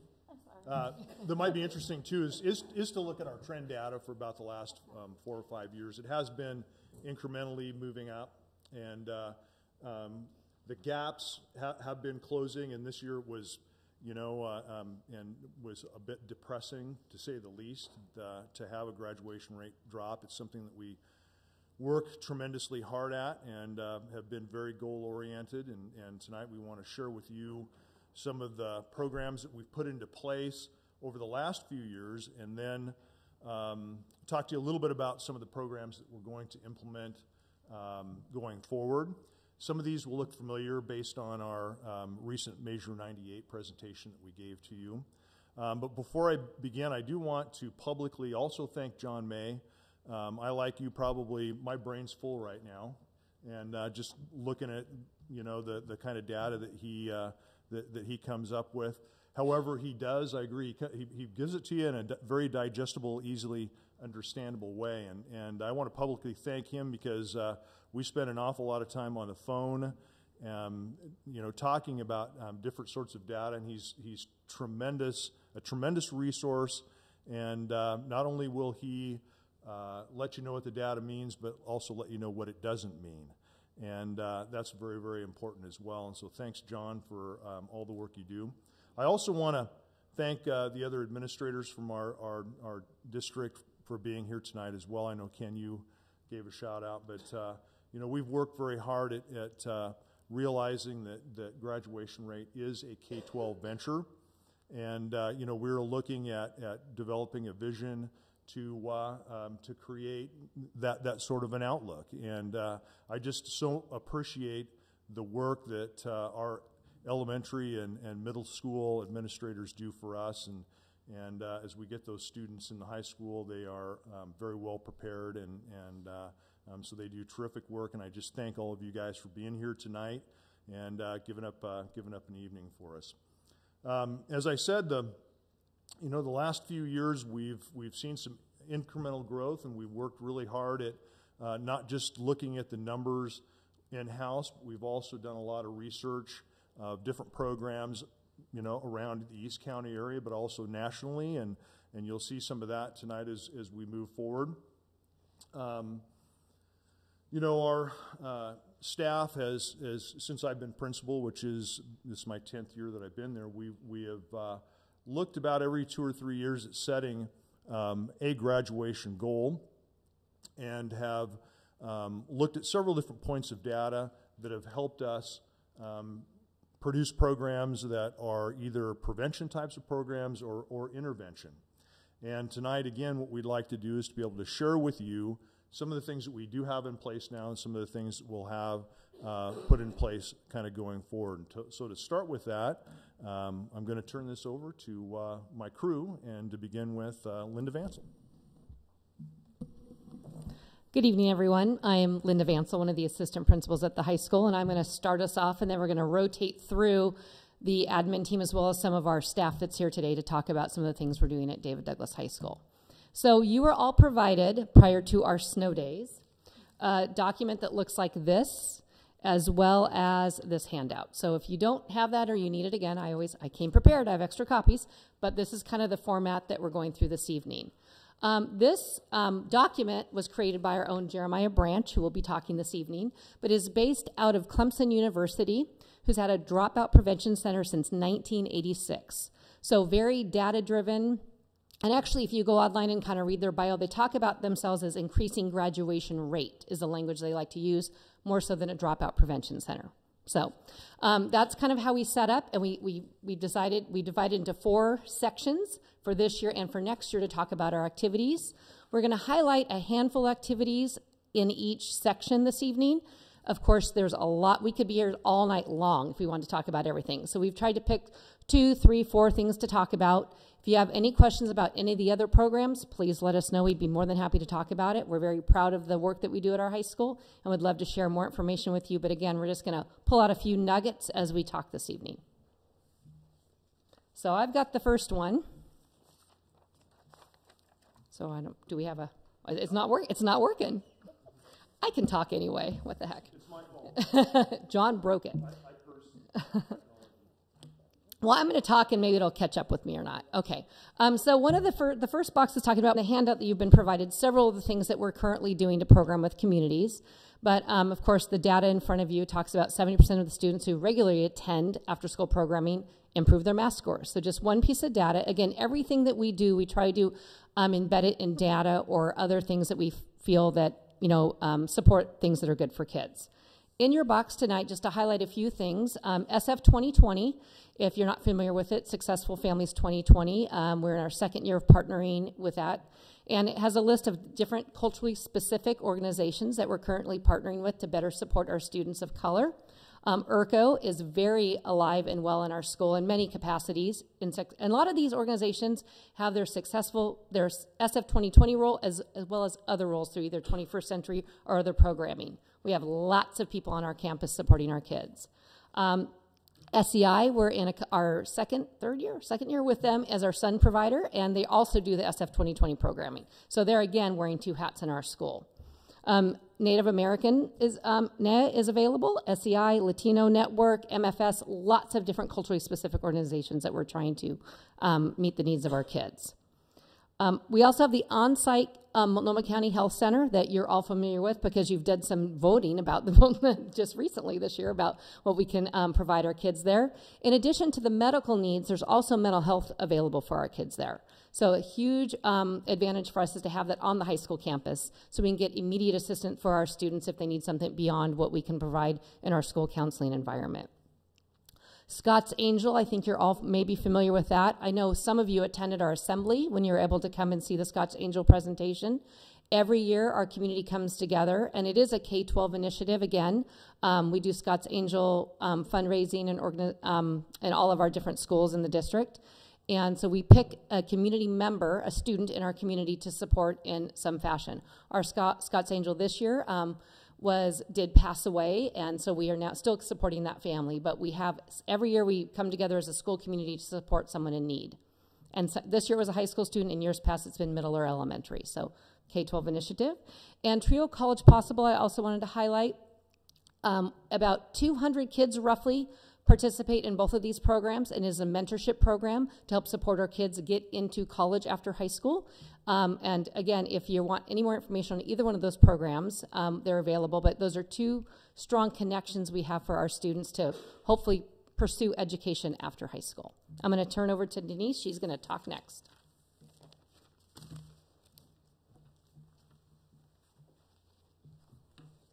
Hi, I'm Denise Pearson. I'm an assistant principal at the high school. And if you're following along on the boxes, we're moving to the right.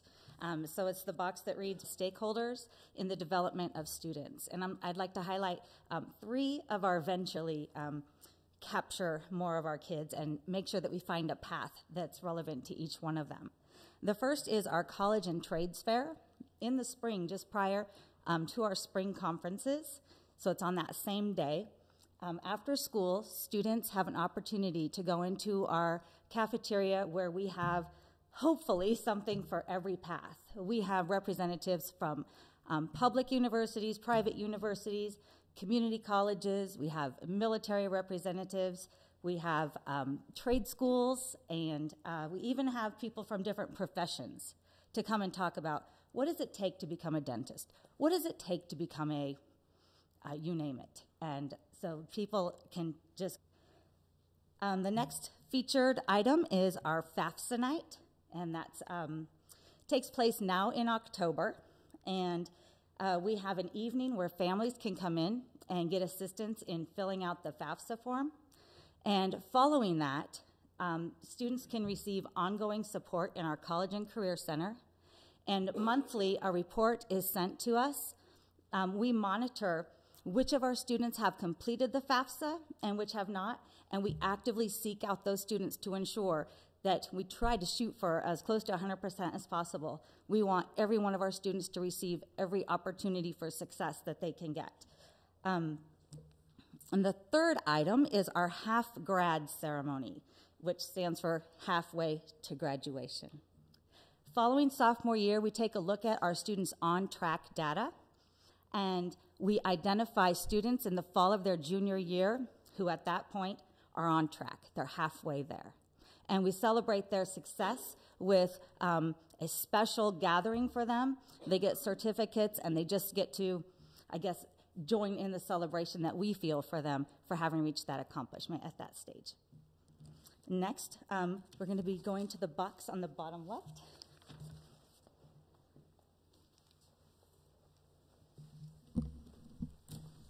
Good evening. My name is Joe Talley. I'm one of the assistant principals at the high school as well.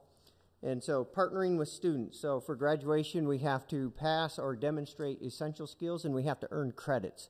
So I'm going to highlight a few things around that area. We have to demonstrate essential skills in the areas of reading, writing, and mathematics, and there's many pathways to be able to do that with. The most important one, and the one that's usually the most publicized, is the state assessment test. And over the years, that's changed from OAKS to what we now have as Smarter Balanced. And Smarter Balanced happens in their junior year, so the students get to demonstrate proficiency there.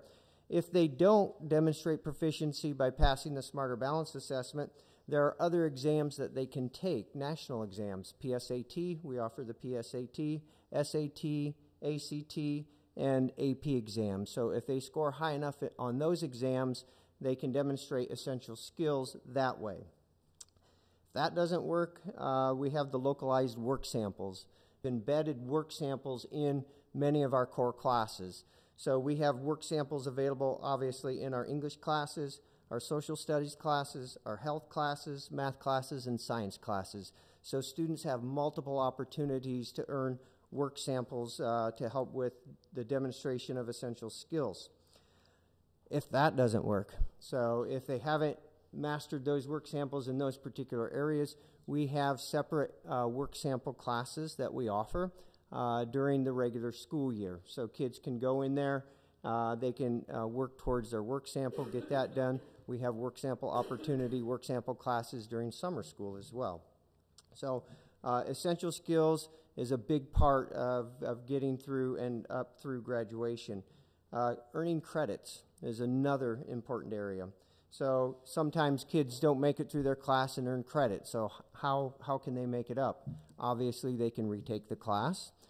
We provide other opportunities besides that. So we have an extensive credit retrieval program. Credit retrieval runs each semester, and we have a summer school where kids can do retrieval in their classes, try to earn their credits back. We've also incorporated from the work of the data team at the high school a day academy. In summer school and credit retrieval, we can't make those kids come and take those classes. We suggest it. We have the counselors, administrators, teachers, we all suggest that kids come and do credit retrieval to try to get back on track. So we've developed this day academy where it's ran during the day, and we can have kids through the day take it as a class period, and they can retrieve credit during the day. So that's been very, very successful. We implemented that last spring, and it's grown to currently this semester we have 132 kids signed up through the Day Academy retrieving credits. We also have an outside partner that we've partnered with. It's been mentioned earlier in the presentation, Graduation Alliance. John May presented the idea of that denominator and working on those students in the denominator. At the beginning of the year, towards the end of September, 1st of October, we get a list of no-show kids, kids that either didn't show up, we don't know why they didn't show up, and generally that list is between 40 and 60 kids once we kind of get through it all and once all the late registrations come in. And Graduation Alliance helps us work on that denominator. There's usually a list of between 40 and 80 students that I send to Graduation Alliance. They exhaust all possible ways of contacting those students and trying to re-engage them. So Graduation Alliance is an online school. Kids can earn original credit there. They have an online teacher that they have to communicate with multiple times during the week. They have an advocate that they have to physically meet in person at least once a week. Most of that takes place at Midland Library up here.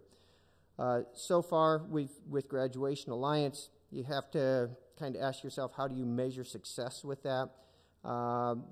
our goal for measuring success is, are we moving students along their graduation path? So we've worked with 40 students total. Right now we have 13 that are currently active with Graduation Alliance. 3 actually came back to the high school, re-enrolled into the high school.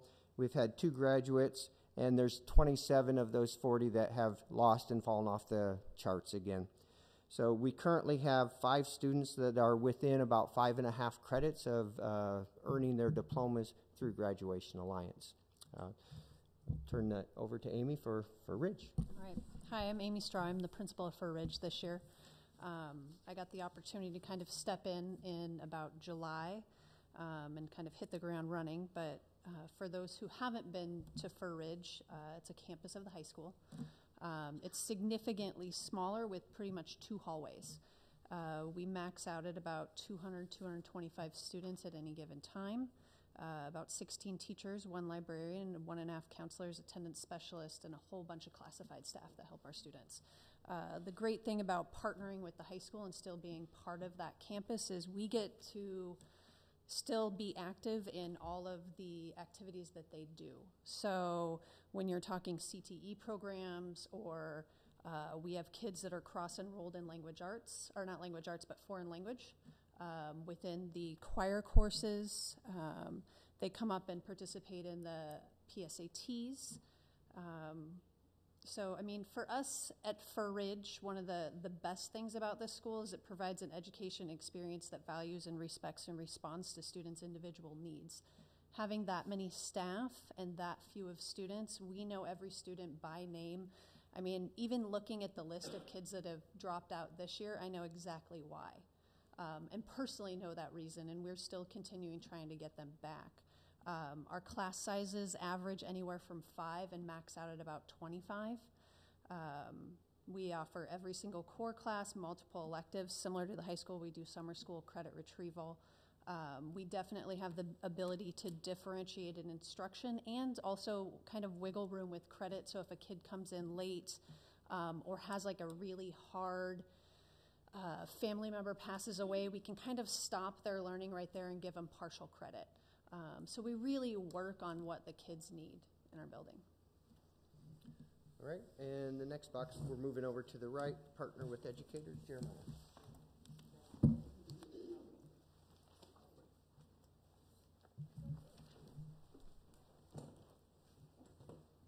Hello, everybody. I'm not an administrator. I'm a teacher on special assignment currently. My background's in English language arts for the most part, and I've been here a pretty long time. And I get to talk to you about the partnering with educators. The last 10 years or so, we've seen a mechanization of the school system in America. A lot of nuts and bolts and gears turning, and the addition of systems and processes and so on. But there's a very human element that's at the root of all of this. And sometimes there's an incompatibility between the needs of the student and the needs of the state. And we're in this position where we're constantly trying to negotiate those two things. How do we help a student to make a part of their life the idea that they are going to graduate from high school? And a great deal of my own personal studies lately, because I am transitioning roles constantly the last few years, I've provided a lot of professional development for the district. I can tell you that Linda Christensen, who was a longtime teacher at Jefferson High School and at Lewis and Clark College, that she developed what's called the Oregon Writing Project, and it's based on the process of writing autoethnographies, students writing about themselves and their experiences in relation to the world. And teachers who have gone through this sort of process themselves gain a great deal of insights into student needs. But not enough of our resources can be poured into this really high-level individualization, professional development. We have some language development structures that we've implemented the last 4 or 5 years. The system's called Constructing Meaning, and it's not really a system. Really, it's a collection or framework for viewing how to support student language development in the classroom. And that's been very critical for teachers too, because most teachers don't have backgrounds in literacy development. They have backgrounds in whatever their subject area is, and then in some basic pedagogical methods. But what we've tried to do is add some very real time implementable structures to help students regardless of their current level. There's always something, an entry point for them so they can develop academic language. Another component is new teacher mentoring. We know that it's hard to hang on to teachers because it is a demanding profession, and sometimes you enter into the profession and you immediately wonder why you entered into the profession, because it is demanding. I don't want to say it sucks the life out of you, because it also gives life back to you, but what I want to say is that it involves a great deal of personal sacrifice for a person to constantly try to look outside of themselves and see what the needs of all of these young people in front of you are, and to constantly remind yourself that they're looking to you for guidance. And maybe you even doubt your own skills and your abilities to reach all of them, because I can guarantee you most of us do not dwell on the 27 successes. We dwell on the 3 failures, and we personalize those things. And that's hard to deal with for people. So that's where someone comes in. I've been a new teacher mentor for the last 2 years. Right now, I do that half the time, and I can tell you that I have teachers every day that are at some point in the day upset and feeling like they're not completely fulfilling the needs of their students. And I have to help them to develop perspective that, like the students, they're continually learning how to do this, and help to be an extra set of eyes in the classroom. I'm in classrooms all the time helping teachers do this. And that mentoring program is really critical to developing good teachers. We don't want a cycle of brand new teachers all the time. We need some seasoned vets who can add some perspective. And last but not least on my box is the district data teams. And I talked about the mechanization at the top of my little spiel here, but I don't want you to think that this means mechanization. What it is John May talked earlier about having some predictive statistics, having the ability to look forward in time, not rear view mirror, because rear view mirror is the worst way to ever look and make decisions about things that numbers on paper. It doesn't work. But he and I have actually had great conversations about the need to understand who our students are who are at risk in middle school. And I've got a little nugget for you here. It's some pretty reputable body of research. They find that 8th graders who attend less than 80% of the time that's 8th grade, and failed either math or English in 8th grade, are 75% likely to drop out of high school. That's a staggering number that we are working on trying to go and connect the mentality of middle school students so that they can envision themselves as successful high school students and believe in themselves, to imagine themselves in those positions. And I know none of that is new to any of us in the room. Like, we've probably thought about this kind of thing or heard about it 100 times in our lives. But I can tell you right now that that is, as I shift my focus in my work, and Mark's going to talk a little bit about some of that, it's to engaging the younger students and figuring out what their goals, their needs are, and helping to prepare our teachers to fulfill them. Mark? Thank you.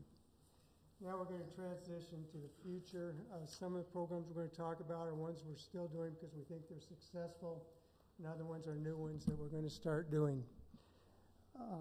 Again, I'm starting with a partner with the community. The first program I want to talk about is the Link Crew. This is a program we've been doing a while. This year it's made up of juniors and seniors who either applied to be Link Crew leaders or else were picked by teachers. Once they apply or are picked, there's a committee that chooses who the final ones are, and they're our leaders for the year. During the summer, they go to a 3-day training, 3-day training, and also they have a class where they learn personal skills, speaking skills, which I should have probably been in the class with them, along with how to communicate and build relationships with freshmen and be successful in school. One thing we found through this building of relationships and stuff is that our attendance rate for freshmen has gone up this year. In some of the years past, the freshmen weren't at the top as far as the attendance rate, but this year they've led the pack the whole year, which is pretty good and shows how well the Link Crew's been doing. And I think back when I was a freshman and how I always looked at upperclassmen and always thought, you know, they were up here and I was down here, and just think of the power of struggles in school or have questions or just need someone around that you kind of feel you got protection with or you're safe with. So it's a real good program that we're continuing to do. The next one is RISE, and the purpose of RISE is to engage and empower immigrants and refugees at the high school through culturally responsive after-school programs. And they work with academic as well as social support and also career opportunities. I'm not sure how many of you have been by that class in evening, but if you do go by it, it's a going concern. There's a lot of kids in there. There's a lot of excitement. And last year they served about 120 students, and I'm sure they're over that this year. And if you have the opportunity to stop by, it's something to see. They do a real good job. The next one is a new program. It's student engagement, and as Jeremiah said, he plays many roles. Well, next year, and starting probably this year, he's going to be our student engagement specialist. And he's going to start tracking some kids that need a nudge to get over the finish line in graduation. We're looking at maybe 300 students or so that he's going to be helping get over that finish line. As well as he's going to coordinate and work with the different programs that we already have at the school that are working with kids to graduate. And one of those programs is our attendance team this year, which I'm really proud to say we've stepped it up a little bit with that team. We hired 3 new attendance specialists. And the one thing we found with these attendance specialists is now they have time to dig deeper into the real problems why kids are chronically absent. And we're finding more and more that it has more to do with maybe what's going on outside of school than is going on inside of school. And these people are able to talk to the families, go see the families, and work with the families with maybe issues that are keeping their students from coming to school, or at least be there as a support. And one other important thing that they're doing, John May talked about how we're losing kids, but we don't know what happened to them.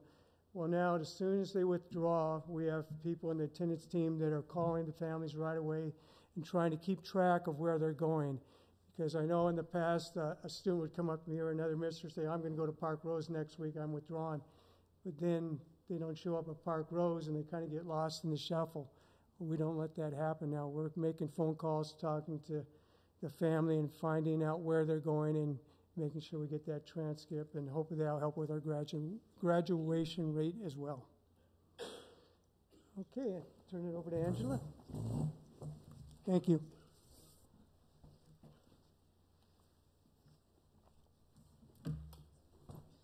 Hi, my name is Angela Landy. I was here before with Linda and John when we talked about Measure 98, and some of the things that I'm going to be talking about today are connected with Measure 98 in that it's funding these programs. Some of the things that I'm the box to the right, partnering with families to. One of the things I'm really excited about is the Portland Public Parks Community Garden Project.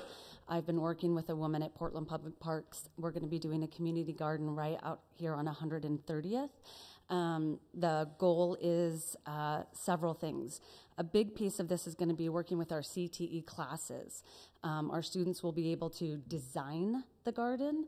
Our woodworking CTE will be able to actually build the garden, and then our natural resource will grow the goods and work that way.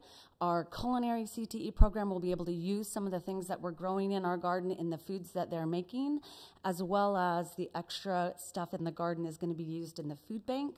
Here at David Douglas, we have the largest food bank in the state. And we're so excited to be thinking about growing our own foods in our own garden and be able to provide that to our community members. Another piece of the community garden that I'm excited about is that residents in our community can actually buy a plot for themselves. If they can't afford one, they can be scholarshiped. So people can get them for free. If they cannot afford them, then they can participate in learning to grow their own fruits and vegetables, and I'm really excited about that, thinking we can get the community into the school, working with the kids. So that's a really exciting project that is moving forward. The 21st Century Grant Renewal effort is something I'm working on right now with our grant writer at the district office, Colleen Hathaway. We've had the 21st Century Grant for the last 5 years. We're working on renewing it. Part of that process is looking at what kinds of after-school programs can we enhance and create so that we can get more involvement with our students.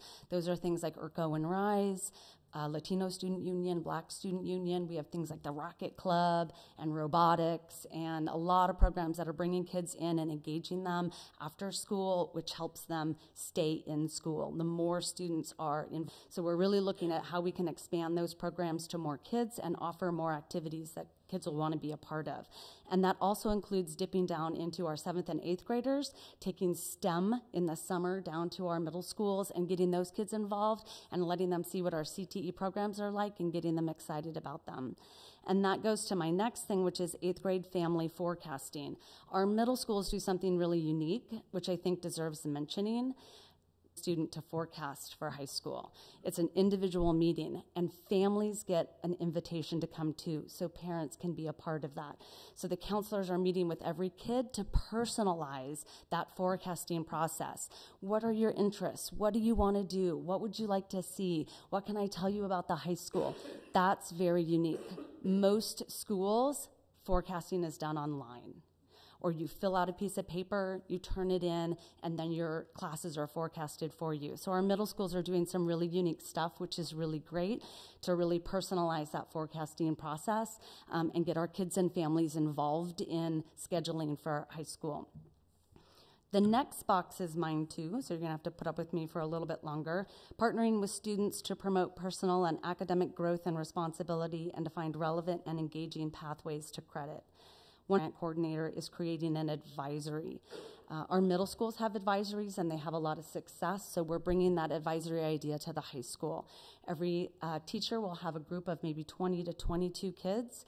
And the whole purpose of advisory is to give each student an adult that they can connect with, that can help them, that can be a support and a resource for them.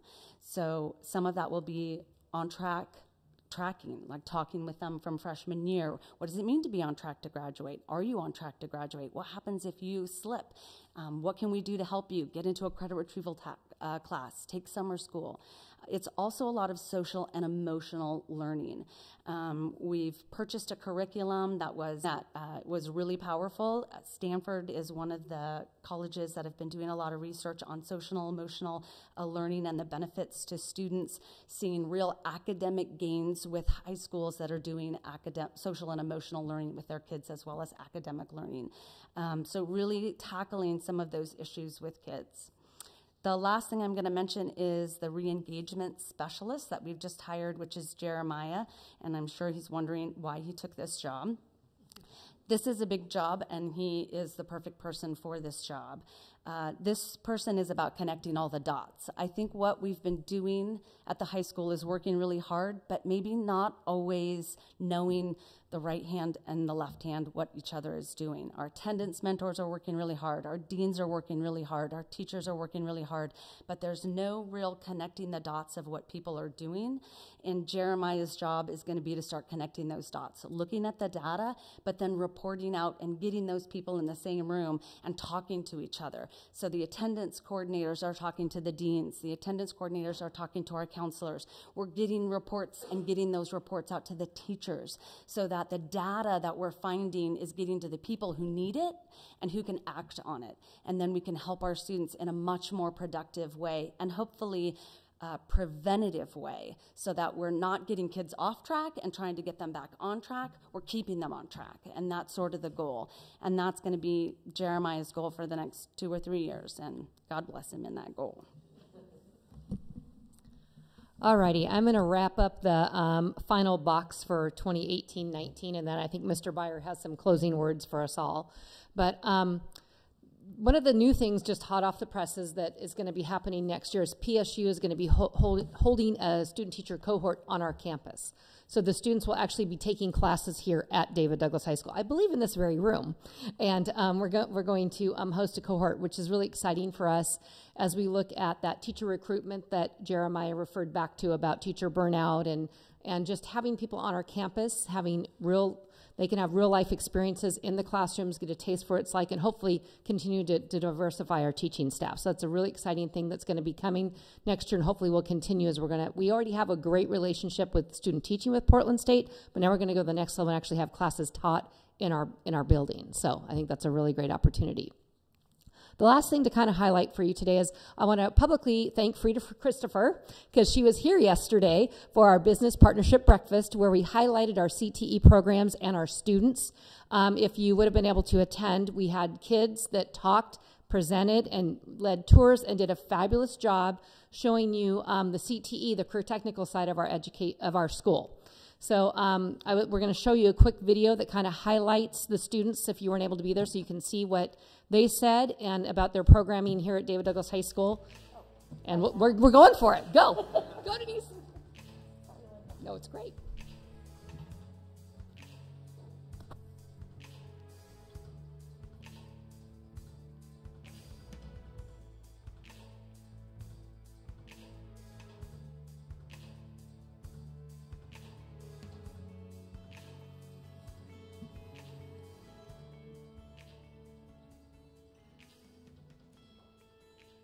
CTE to me is like all of the hands-on classes and all the things you wouldn't always find at a high school. So like personally I took a lot of computer classes where like you learn by doing, and that was really great for me because that's how I learned personally rather than listening to lectures all day. Oh yeah, the CTE classes, they really help because they just teach you how to be in the real world, you know? They teach you skills that you can use later on. And when you get into a CTE class like metals or natural resources, you're actually able to see what you're doing with your hands. You're able to feel it, touch it, and for me, it's a more rewarding type of education. I think it's essential for our learning. I don't know if a lot of other schools offer what we offer. I think we have so many electives, but that gives kids so many different career pathways to choose from. So as we've grown and changed our programs, we've really looked at workforce demand to try to have kids better prepared to compete when they leave high school. We do tons of things in one of our courtyards this year. So we're rebuilding a river, a waterfall with it, and a pond. And so with that, we're going to like put new trout in it and learn about hydrology and things like that, how to grow crops with fish. So that's a super cool thing that you definitely don't get in a typical classroom experience. So way more exciting, way more interesting, way more hands-on. You're wearing boots and gloves the whole class. It's fantastic. Well, since I've been at the school before the Makespace came, it has actually been a huge help because normally we were just like doing like computer projects, but now we're doing like 3D objects, and like we could actually see how what we make is like become real. So it's been a huge help. Well, the only CT class that I'm in is ECE, which is the Double D preschool, and so I don't know how the other ones do, but how that one does is that we are with like real preschoolers, and so we have to like plan lessons, teach lessons, we have to work with parents, we have to work with our two teachers. So it's just like real hands-on with real kids so that you kind of know what it'll be like in a real classroom when you're an adult. So for me, I'm involved in Dee's Corner Cafe, so that's running an entire cafe. It's a lot of working with money, financial stuff, and also I'm a manager. So that means I have to teach these two people who just came into the semester how to make drinks, how to do the EOP, which is counting up the money, dealing with register and tips and stuff like that. And then also just washing dishes, which is an important part. So many schools are CTE schools only, so they're a career technical education high school, where we're a comprehensive high school where you can still offer a variety of courses in addition to CTE. We also have worked hard to articulate for college credit, so kids can get that leg up in college if they're participating in most of our CTE programs. So I want to be I don't know if I want to be a preschool teacher or a kindergarten teacher, but I know I want to be a teacher for one of the like littler kids. And so this class gives me like real hands-on experience on how to do that in the future. And with this class, I also took a college class. And so every Tuesday, Thursday, I have the class that I go to Warner Pacific and I take. And it's Intro to Education. And with that, I took a practicum. And And every Monday, Wednesday, Friday, I go to my practicum with kindergartners. So this class helps me be with preschoolers and kindergartners so that I can decide like which one I really want to teach. Students that participate in CTE programs have a 90% graduation rate from high school, which is much higher than the national and state of Oregon average. So it's a great opportunity for kids to see the value in their learning. Well, I want to go into like engineering, so me taking like auto and vehicles and that kind of stuff kind of gives me like the basic ideas for the career I want to go into, like hands-on and measurements and all that different kind of stuff, and kind of gives me a little push ahead that some other people might not have. So, well, I plan to go to college, and then I plan to major in biohealth sciences, for example, and go into medical school if possible. And I think this will really help me like get a head start compared to many other kids who won't have that opportunity. So I really thank David Douglas for this. For me, I am going into the more technical side, the more creative engineering side. So the CTE classes have really given me a chance to learn how to use programs and machines that would benefit me in the future. Well, from my freshman all the way to my junior year, I wanted to be a doctor. And then I took like ECE and I took like an anatomy class. And I just had those both together, and it kind of like, I realized what I really wanted to do with my life. So having the CTE classes at school, really, it actually like showed me what I wanted to do in the future. So if I didn't have that class, I don't think I would have thought about being a teacher. We're revamping our construction program. It's been kind of shut down the last 2 years as we prepared to move forward. So we're going to reopen it next year with some classes in construction. We've been growing our natural resources and culinary programs. We've kind of taken a look at a little bit of alternative energy that we're going to kind of check out in the next couple of years. So those are our big focuses in the coming years for career technical education. I think it's just such a great opportunity. My other school didn't really have that many CTE classes in Indonesia. It was more of a private school, and they are really smart, no doubt. But like they are like coddled from their parents. You know, parents only push academics, and then like when they get into the real world, they don't know how to cook, they don't know how to manage taxes or anything, and it's really interesting to see like they are smart and they have like resources, they just don't know the basic talents or the basic skills that they need, and that's what I see at David Douglas. That's the difference. You know, academic may not always be there, but they have the skills they need, and that's what I think. I really love that David Douglas have these classes very soon. I'll be honest, I don't know yet. One of the reasons I've taken so many of these classes, especially the hands-on classes, is they're enjoyable and they're interesting, and I want to see what I like. So for me, I'm not going straight to college next year. I'm going to go out in the world and see what I love to do. And once I find what I love to do, then I'll go off. If it requires college, I'll go to college for it. If it requires a trade school, even better. So just whatever I find that I love, I'll go and pursue it.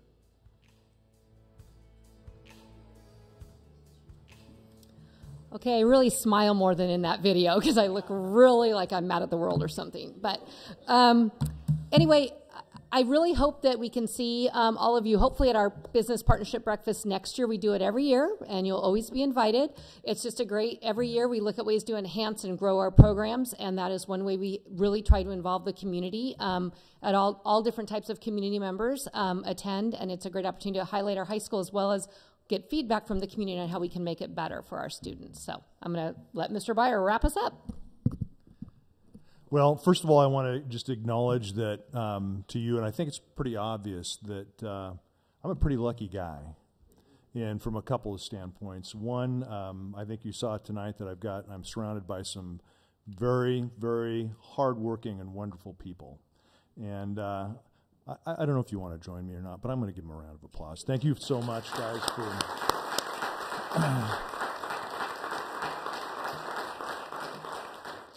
I feel very fortunate to work with them on a daily basis. Not only are they hardworking, but they're absolutely in it for kids, and very creative and knowledgeable. And so I feel really super about just the opportunity to be able to work with them every day.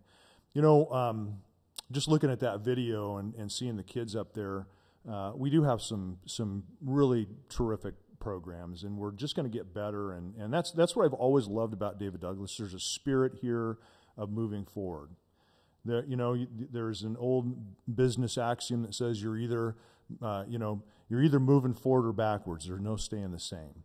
And I think as long as I've been here, for the 28 years that I have been here, We have always strove to get better at everything that we've done. And I feel very, very strongly that we're going to continue to do that. Our data dropped. Graduation rate did drop this last year. The implication is that maybe we let our foot off the gas pedal or something. But I think you saw tonight that that's not true. We have not let up. We continue to work as hard as we can to move things forward. I think there's a ton of different reasons why it did drop. Some of it I think will solve moving forward and creating new kinds of programs. And I think tonight you heard a couple of those. I'm really excited about, for example, the re-engagement specialist.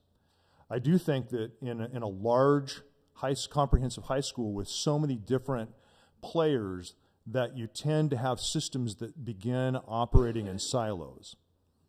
And I really look at this as an opportunity to pull some of those systems together to work more cohesive, to make sure that less and less kids fall through the cracks. And when there's 3,000 students, that can be easy to do. And so you have to be very mindful about creating systems so that every kid counts. Now, when you look at the data tonight, and you look at the drop in different ethnicities, some of the times you have to really look closely at the data and see what the numbers are.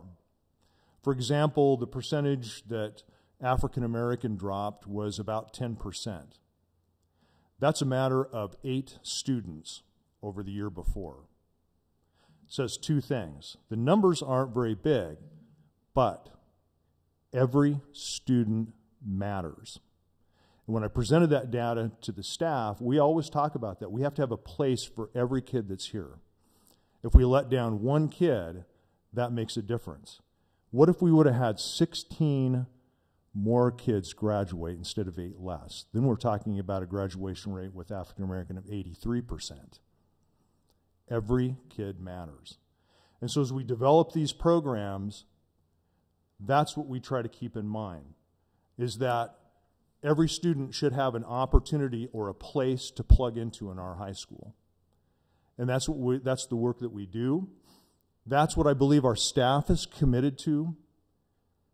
And that's what I'm committed to as the building principal of this high school, and that I will continue to work hard for this community to ensure that every kid gets the fullest opportunity they can to be successful. And I'm going to tell you, just on a personal level, I can't, this was really hard for me to take. I'm a very goal-oriented person. And when John May, he kept that information from me. He probably did this year after year, but he told me this year, and it's been very, very difficult for me to come to grips with this. And so I assure you that we are going to continue to work hard so that all of our kids will have a great opportunity to graduate, and this will, we'll get back on track and get things moving forward and make things better. And I think you saw tonight that we have some good things, good people in place and programs in place to do that. So thank you for listening to us, and I would gratefully entertain any questions you might have. You have questions?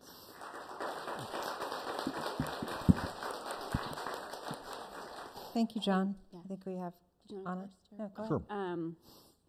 Where to start? Thank you very much. And I appreciate the note of how personally invested you are in making sure that we're achieving our benchmarks and our goals. I have a Latino son in our district schools. Mm-hmm. I'm a single mother, so these data are also very personal to me. And I do want to say right off the bat, I'm aware that improving graduation rates and improving any indicator really is a collaborative effort. It's not just the schools or the district, it's also the community, it's also the housing instability, right? We're talking about partnerships on a macro level, not just within the district. That being said, the data showed a very clear disparate outcome across ethnicity and gender. I didn't hear a similar sort of targeted effort in all the approaches that were just described right now. And I want to kind of go back and weave a bunch of things that we heard in this meeting already. A lot of celebration around music education, right? Yeah. I think looking at the numbers like John May presented around where we have had success, right? Where our district is unique and does have really strong points of success. Music education is one of them. I think that, you know, our ability to create latches for students beyond academics and after school programming is really wonderful. You know, the gardening, that's great. All these things are amazing. How are we targeting and how are we making specific outreach efforts that are culturally responsive, that are informed by the data?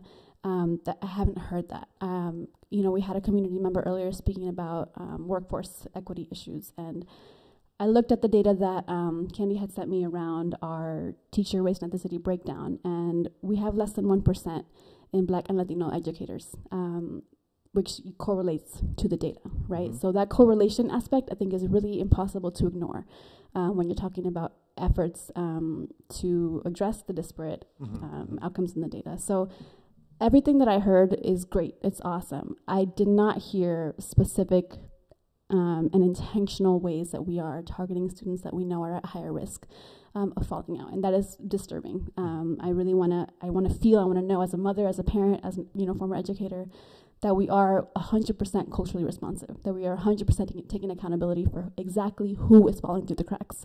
I did not hear that consistently. I also wonder, what are we doing around morale? Because for teachers and staff who put all their heart into this work, I spend time in my kids' school and I see just how passionate, everyone is. And is Kate still here? We're doing an awesome job, right, with our kids that we have right now. And I don't want our teachers or our staff to feel disillusioned or to feel that, we don't have everything we need to meet those goals and meet those benchmarks. And looking at data like this can be really demoralizing. So what's being done? What communications have been, given out for all administrators really to make sure that we're keeping our teachers and staff motivated, that we're shying away from personal blame, right? Like, there's no shame in the game. Like, we know that this is not just our fault. There's also larger things at play that are affecting our students. So it's not just personal failure, but how are we keeping our people motivated, retaining our people, growing our people? Because this can be very emotionally difficult and it can be very sensitive. So that's my initial reaction. I guess we'll hear more questions too.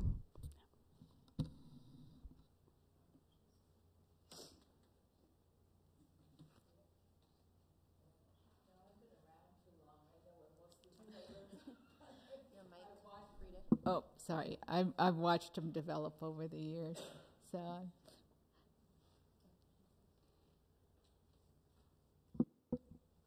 So, first of all, Mr. Byer and all of the other staff, principals, teachers, everybody, thank you. So I guess I'm just kind of led to,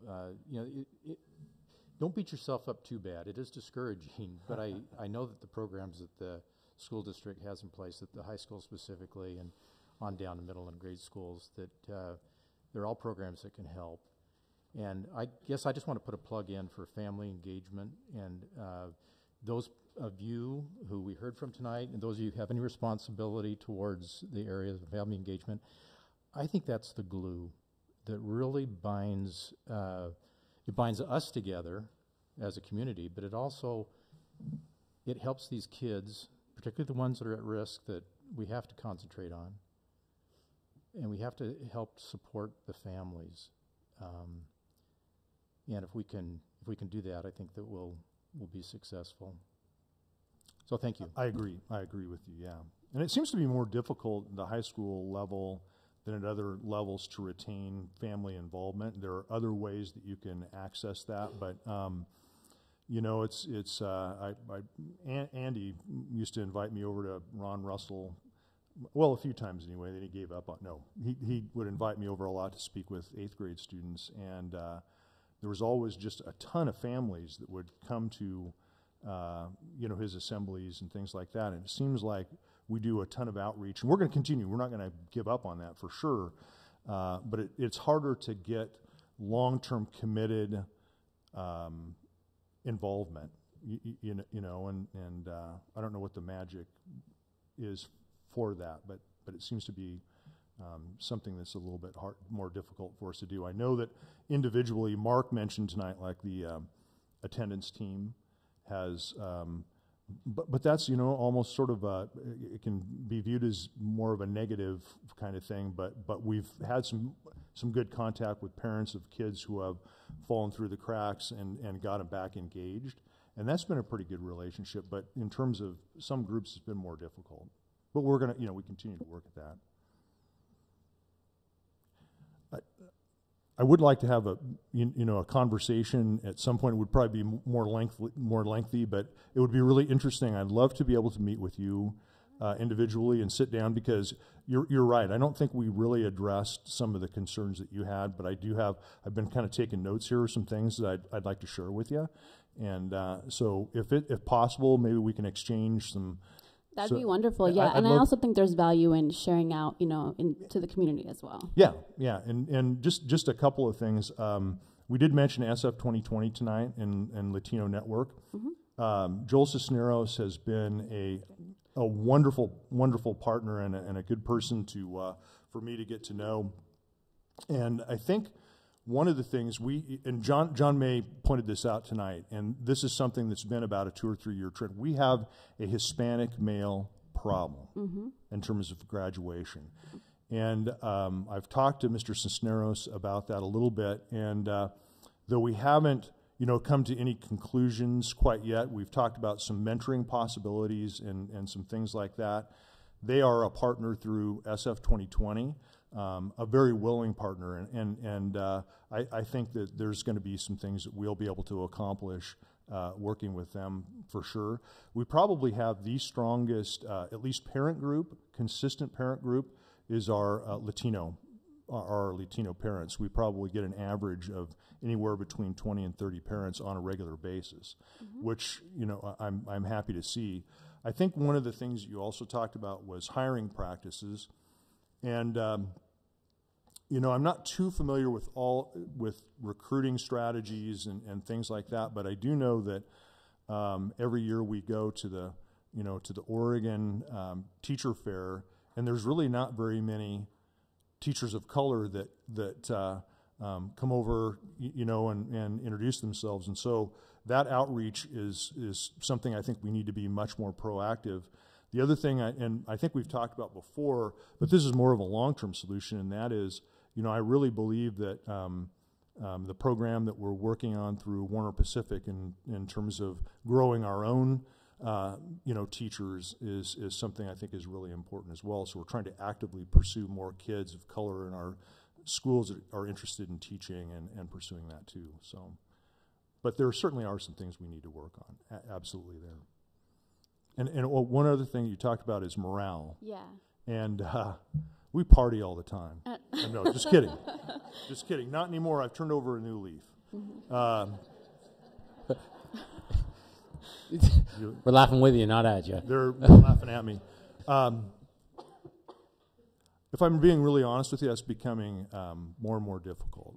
And as Jeremiah alluded to a little bit, that teaching is a very difficult profession. And you know, if I look back at the expanse of my career, I've been in it now 32 years. It was a lot different, and there's a lot more demands now. I'm not saying that's good or bad. It just is what it is.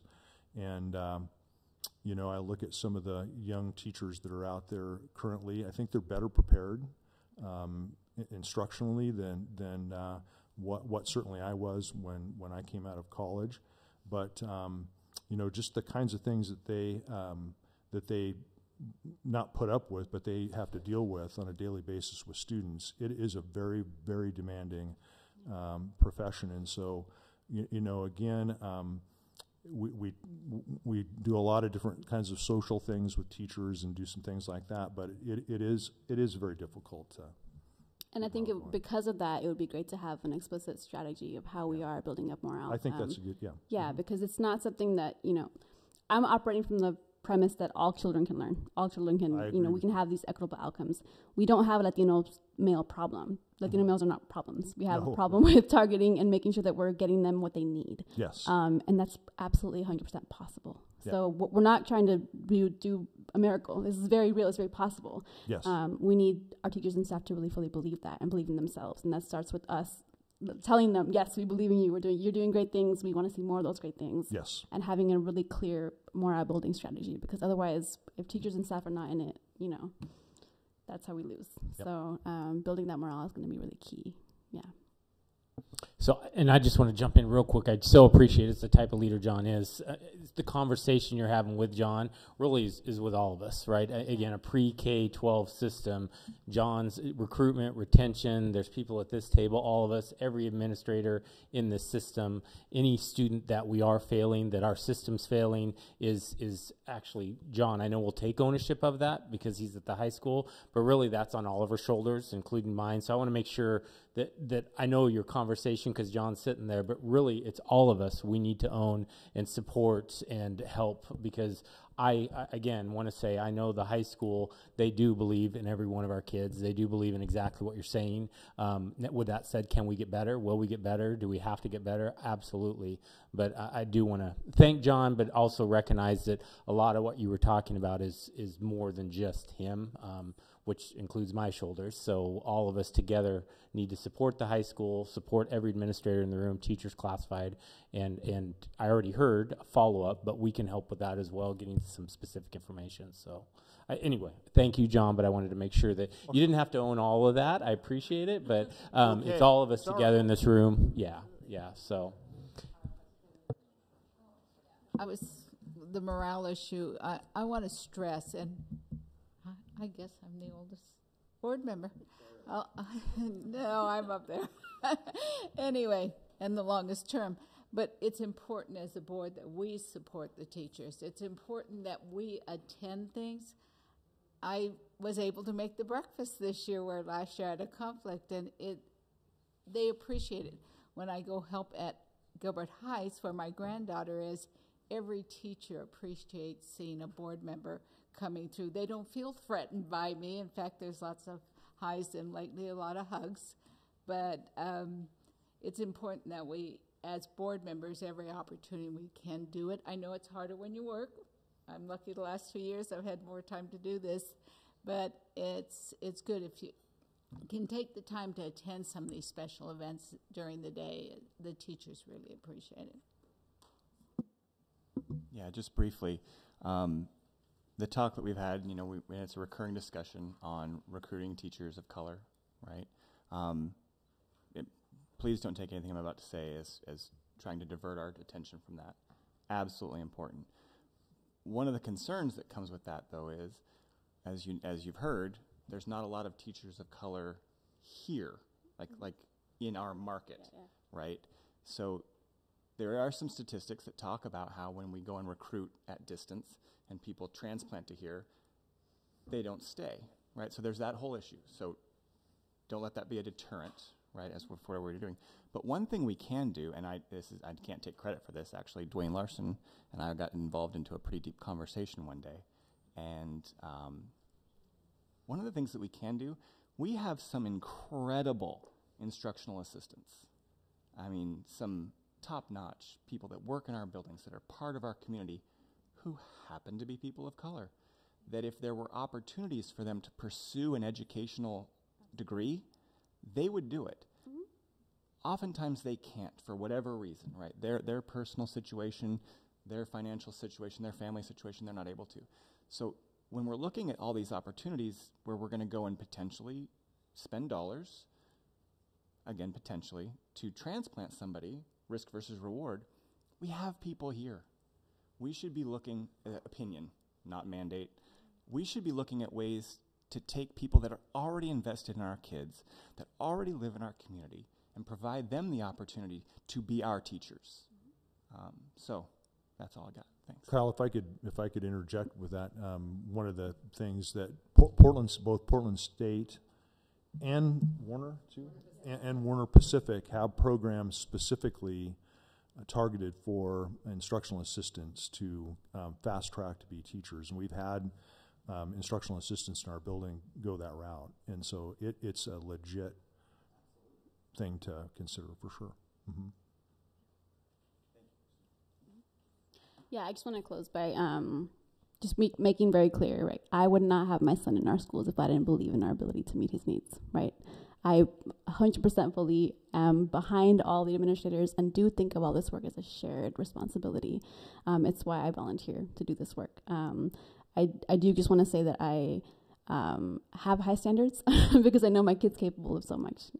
So I just want to, applaud all the efforts and the intentionality to look at where we've gone wrong in the past and, steer the ship in the right direction and also keep doing what we're doing well into the future. And it is shared. It is something that, we're all going to have a hand in. It's not just you. It's, there's more than just AW High School in the district. So we're all fully aware of that.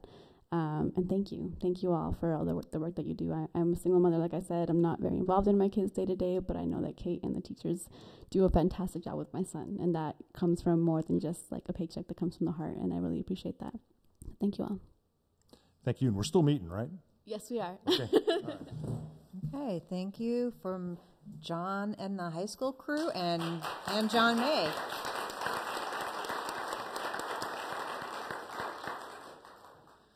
Okay, now on to something really stimulating. Financial report. Pat? Well, I am not going to belabor it. You had it in your packets. Shows a bit of good news that we're trending up in the general fund. I also included the data. As you can see, we just got some last week on why we're up. And you can see our teacher experience. We have more. And so that gives us a little tick up in the calculation. And we also, our poverty, if you recall, the last couple years has declined. We had a teeny tiny dip this year, but in comparison with the rest of the state actually is down. So we didn't see as much of a decline as the other districts around us. So again, if you have any questions, no?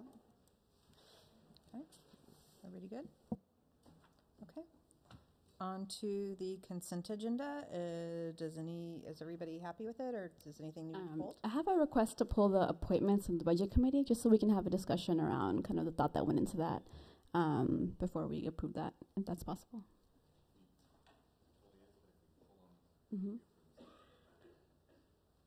Is that a problem? Okay. Okay. Say it again. I apologize. What you said was before we approve it. Yeah. So now it'll be two things to approve. It'll be the consent agenda standing alone, Mm-hmm. and then those separate. Right. Yeah, that's what I want, if possible. Okay. Does that take motioning or anything? Okay. Okay. We're going to pull the appointments of the budget committee out of the consent agenda. With those removed, can I get a motion? Move approval of the consent agenda as it stands now. Second it. Okay, it's been motion and second. All those in favor? Aye. Aye. Opposed? Okay. So now we need to discuss the appointment of the budget committee positions 4, 5, and 6. Oh. Can I move approval? Can I get a motion? So moved. Is there a second? I second it. Okay, it's been moved and seconded to approve the budget committee appointments for positions 4, 5, and 6, and now it's open for discussion. I would just love to hear from folks the thought that went behind the appointment and what you think that these people will bring to the table. So I thought there was a lot of good applicants. For me, honestly, when it comes to budget committee, one of the things that I look for more than anything, and I think I included it in some notes previously for the meeting that I missed, I don't know if it's favoritism, but I definitely put favor in people that participate in site council. Okay. I think the understanding of how of the inner workings of the building, not just from not that there's anything wrong with it, but not just from a singular volunteer level, but people that are involved in site council, I think bring, in my experience, another level. Okay. So that was my strongest consideration. There were a couple people that met that criteria, and I went and made a selection after that. Okay. Others?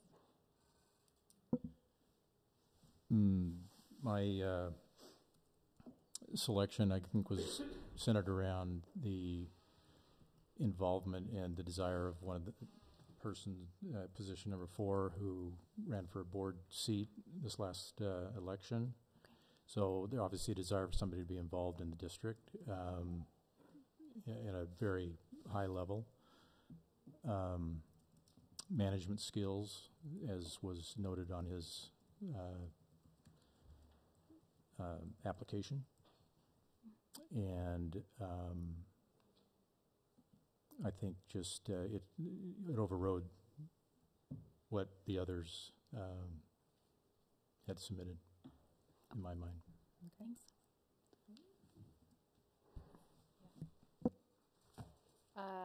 Let's see. Adriana's application stood out to me for a lot of different reasons. The work that she's done in the community, in the classroom, in really district-wide was very clear to me. And as someone who I've also seen, from a wide spectrum of transportation events to family engagement events to, student support, it was very clear that that type of work and engagement is particularly impactful in budget conversations, because we need someone who understands the impact of the dollar, right? And to have a little bit more understanding as a parent, as an activist, as someone who really thoughtfully organized, like we heard, one of the, I think, strongest parent groups in the district, how we can be a little bit more creative about our budget. And so, it stood out to me, and I'm excited to have this person work with us in this new role. Okay. Is there other comments? Or I really appreciated the sharing out and the transparency factor that goes into describing why we make these appointments. The budget committee is tasked with a really, really important job, so I want to make sure that we're sharing out to the community why we're choosing these folks. Okay, good. Okay, so all those in favor? Aye. Aye. Aye. Opposed? Okay. Now we're on to number 7, approval of the secondary English language development curriculum. Oh, Kelly. That's me tonight.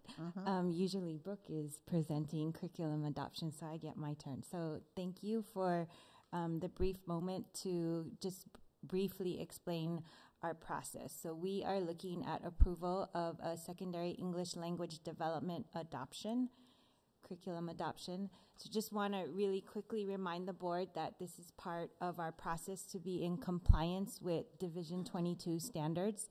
And we want to make sure that we follow the process and keep us in compliance. Our process to date, adoption, but in this year's approved budget, we have funding to adopt new curriculum at the secondary level. During our process, what we did was we had a team of secondary teachers. Actually, we were fortunate enough to have every single ELD teacher from 6th through 12th grade able to attend our curriculum review.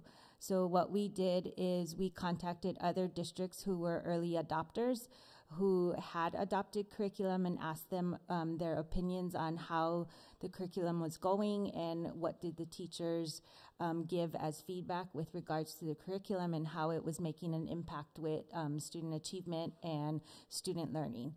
And we had an adoption meeting where we reviewed the ELD standards, because it's a standards-based program where there's actual English language proficiency standards that we have to meet and address. We talked about our 612 ELD program and what our objectives were with regards to the 4 different domains that we need to have our English language learners prepared for in order to meet the needs and academic needs when they hit mainstream core content.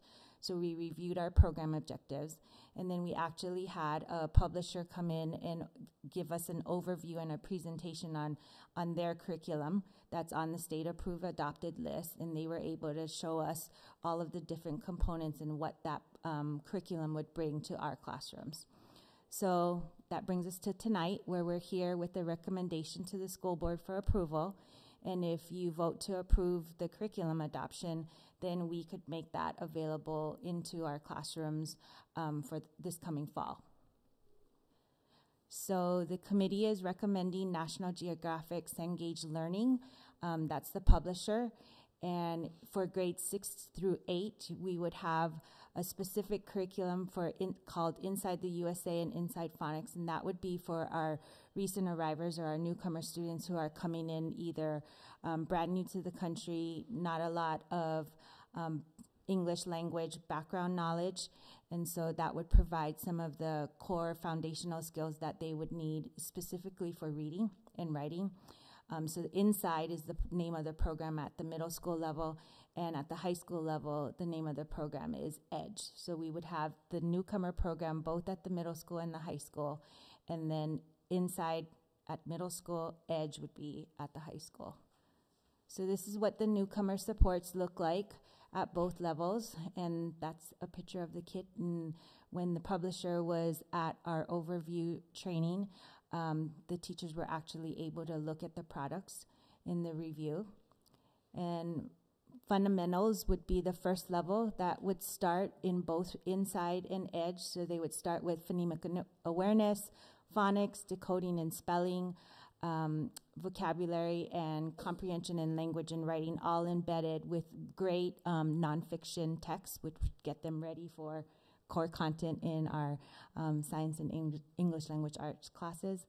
And then it would broaden up to what we would call levels A through C. So in our world, it would be our different levels of ELD 1, 2, 3, and 4.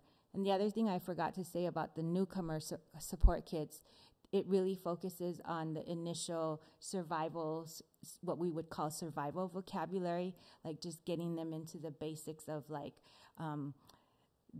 this is the cafeteria. It's all of the what we would call survival skills. So we have an approved budget. We don't expect to go over our budget or our approved budget, so it's not to exceed what is the figure in front of you. But this just kind of gives you a general idea of how expensive some of the kits are, but with the intent of being able to give Pat a draft budget, we don't expect to go over budget based on the current numbers that we have enrolled today. So that's what we looked at.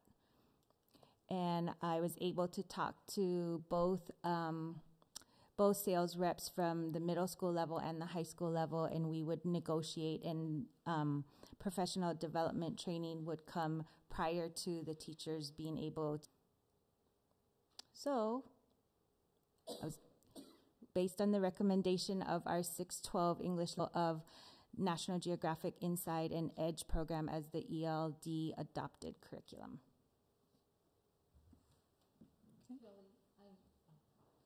Remember about this button. I know we switched our elementary level program, and it seems to work wonderfully. I've worked with see a lot of those kids and how much they're developing over the last 3 years. But at the time, I remember you making comments, we needed a lot of improvement at the middle and high school. We weren't quite reaching them the same way to speed up their learning. Has there been changes made to help in that? Because you struggle more with a newcomer that comes in at 16 years old versus one that comes in at 5 and stuff. And I was wondering if we've seen improvement in that. I know it was an area. Meaning improvement with our level 1 and our newcomer kids?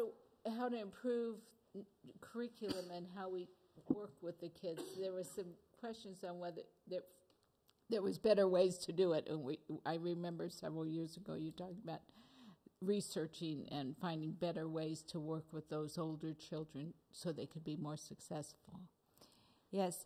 So at the high school, I think you heard John mention constructing meaning. So the academic language support that we've done with professional development for our 612 teachers have really focused on how do you scaffold our students into the mainstream classrooms, because middle school and high school is such a set structure in that there's not a lot of fluidity like we have at the elementary level where kids can move in and out of groups. So we're really trying to better prepare our teachers at the secondary level to kind of have more of the instructional strategies and the skills that they need to have all of our students in the classroom so that they can scaffold them better into the academic language demands no matter what classroom they're at. As far as I would say our ELD 1 and our newcomer kids, I think what they're starting to do is they're really targeting and looking at placement, because specifically at the high school we have 2 ELD 1 teachers, and so you're really trying to figure out which ELD 1 class the student needs to go into, because you have students who have severely interrupted formal education where they basically haven't been in a structured formalized school, but you also have students who are coming in who are educated in their native country. They just need to learn English. And so then they can progress a little bit faster than some of the skills that we need to provide a student who hasn't been in a formal school setting possibly for their entire life. So trying to make sure that those 2 different needs are met, and their pathways might look a little bit different. So in some cases, specifically at the high school, we have a newcomer who is educated in their native country and can come to David Douglas High School and graduate in 4 years, but we have other kids who we need to support in a different way, and those are some of the kids that we're looking at that could actually we try to get them to complete within 5 years. So just looking at what are the formal structures of our systems that we have to navigate in order to provide the specific supports that those students need at the secondary level is just a little bit different than what we do at the elementary level. Okay.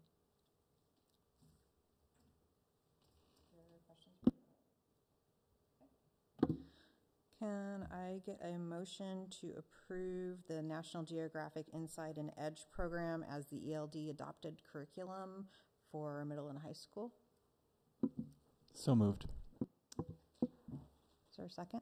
I second it. Okay. All those in favor? Aye. Aye. Opposed? Okay. Committee reports. We had a final report from the previous bond at the last meeting, so obviously that was a final report. And the bond committee is not currently meeting at this time, right? Okay, so we don't expect a report from them. Equity committee? Same, we had to reschedule because of snow days. Okay, so is your next meeting at 22nd. 6 o'clock on the 22nd? Yes. 6 to 7? Is it 5:30? Or is it? I think 5:30. Dinner's at 5:30. And then the actual meeting at 6. And then it's at 6 to 7. Could we break? And that's March 22nd. Could we break? Can you what? Break a couple minutes. Since we're kind of running late, we'll take a little break. Make it quick. Almost A done. 5-minute break quickly. Yeah.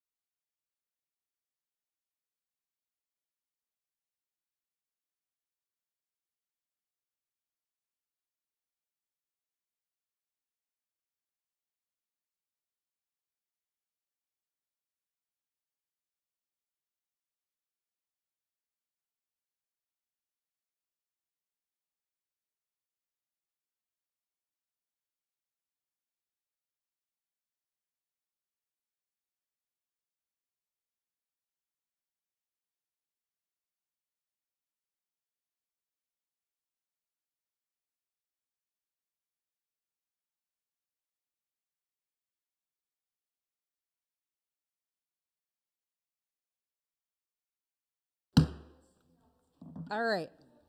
The next item on our agenda is item number 9, second reading of board policy, and there's a whole list of board policies here that are second reading.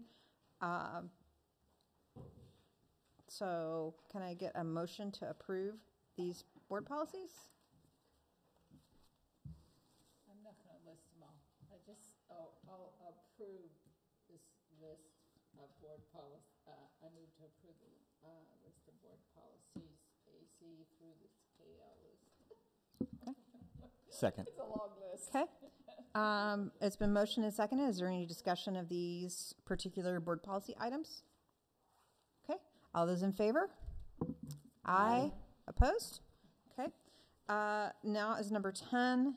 This is some more board policies that were in this original group, but they had questions. People had questions about them. So do we want to have a discussion tonight, or what's your feeling here? Yeah, well, it's up to you. And most of them actually had questions or suggestions that were made change. And Kyle probably could share that. But I believe in your packet, there's a summary sheet about it.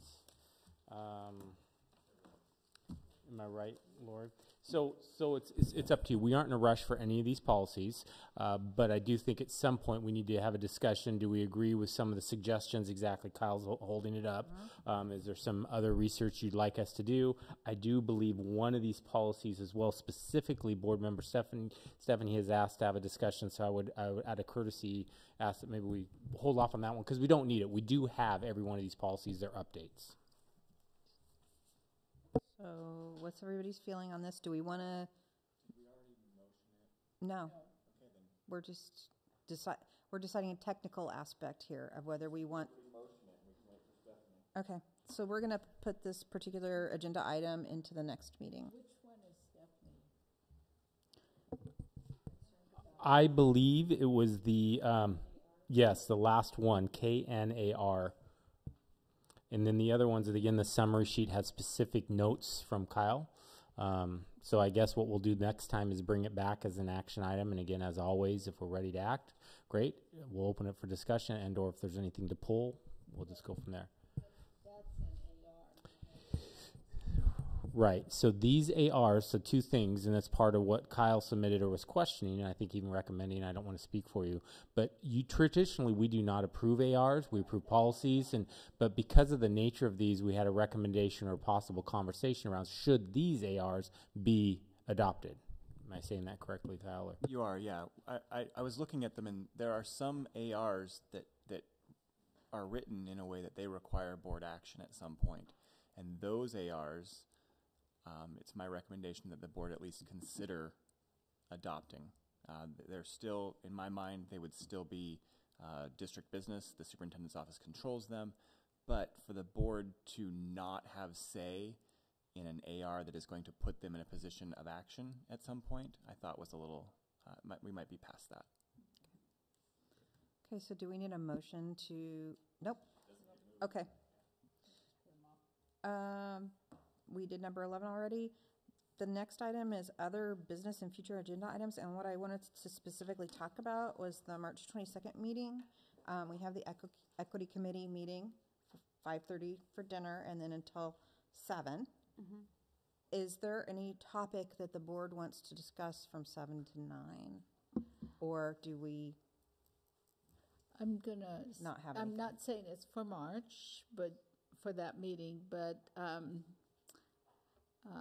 I had a request, and I thought it was a good request, especially with our new board members who are just learning about what's going on at the high school because they haven't had kids go through the high school like many of us are, is possibly, we talked about graduation, but there's also things the kids, they get them college credit, like the 2+2, and possibly some AP, maybe a presentation by Mount Hood on their 2+2, as well as what AP classes are being offered now, because I know it changes over time and stuff. But it doesn't have to necessarily be March. It was just an idea that would be a follow-up. Yeah, and if we're going to invite Mount Hood to come, they might not be able to come in 2 weeks. Yeah. I mean, that's kind of short Yeah, notice. I'm just giving that out as something in the future. Do we have an update on the dress code policy? Yes, we do have an update.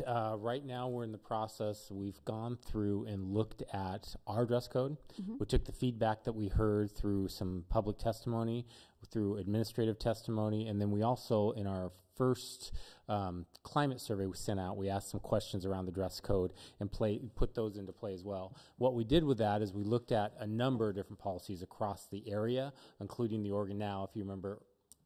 Oregon Now. Mhm. Yeah, I think it's Oregon policy. And what we did is drafted up a policy that we believe reflected what we heard.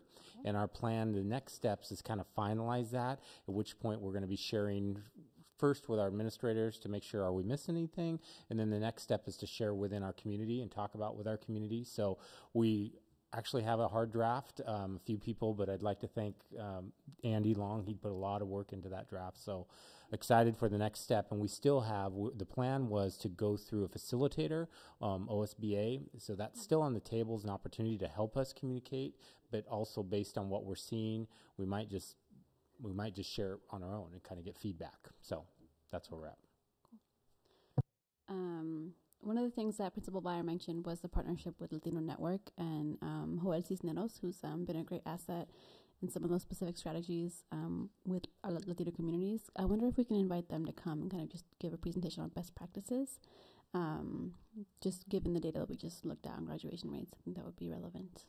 Okay, so Mount Hood and Latino Network, do you think, I mean, I personally feel like March 22nd is like, that's 2 weeks. Is that enough time for them to?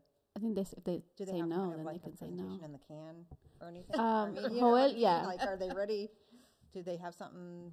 Yeah, I mean, we can ask. If they say no, they say no. Okay. No. So I agree, and if you'd like, we'll ask that. Okay. We're happy to do that. And then if you think this is good, we'll ask for March 22nd. But if doesn't work, conflict, then we will also communicate the following month, the date. Kind of reach out and see Right. which month and kind of backwards plan from there. Yeah, that sounds good. And then if Mount Hood or Latino Network can't do the 22nd, then then probably we won't have a meeting after the equity meeting. Okay. So we'll communicate that out. Also on here, the all hands raised fundraiser events on March 14th, which is this coming Wednesday. And I'm going, and Anna and Andrea both have signed up to go. So. Okay, and Kyle has a future agenda item.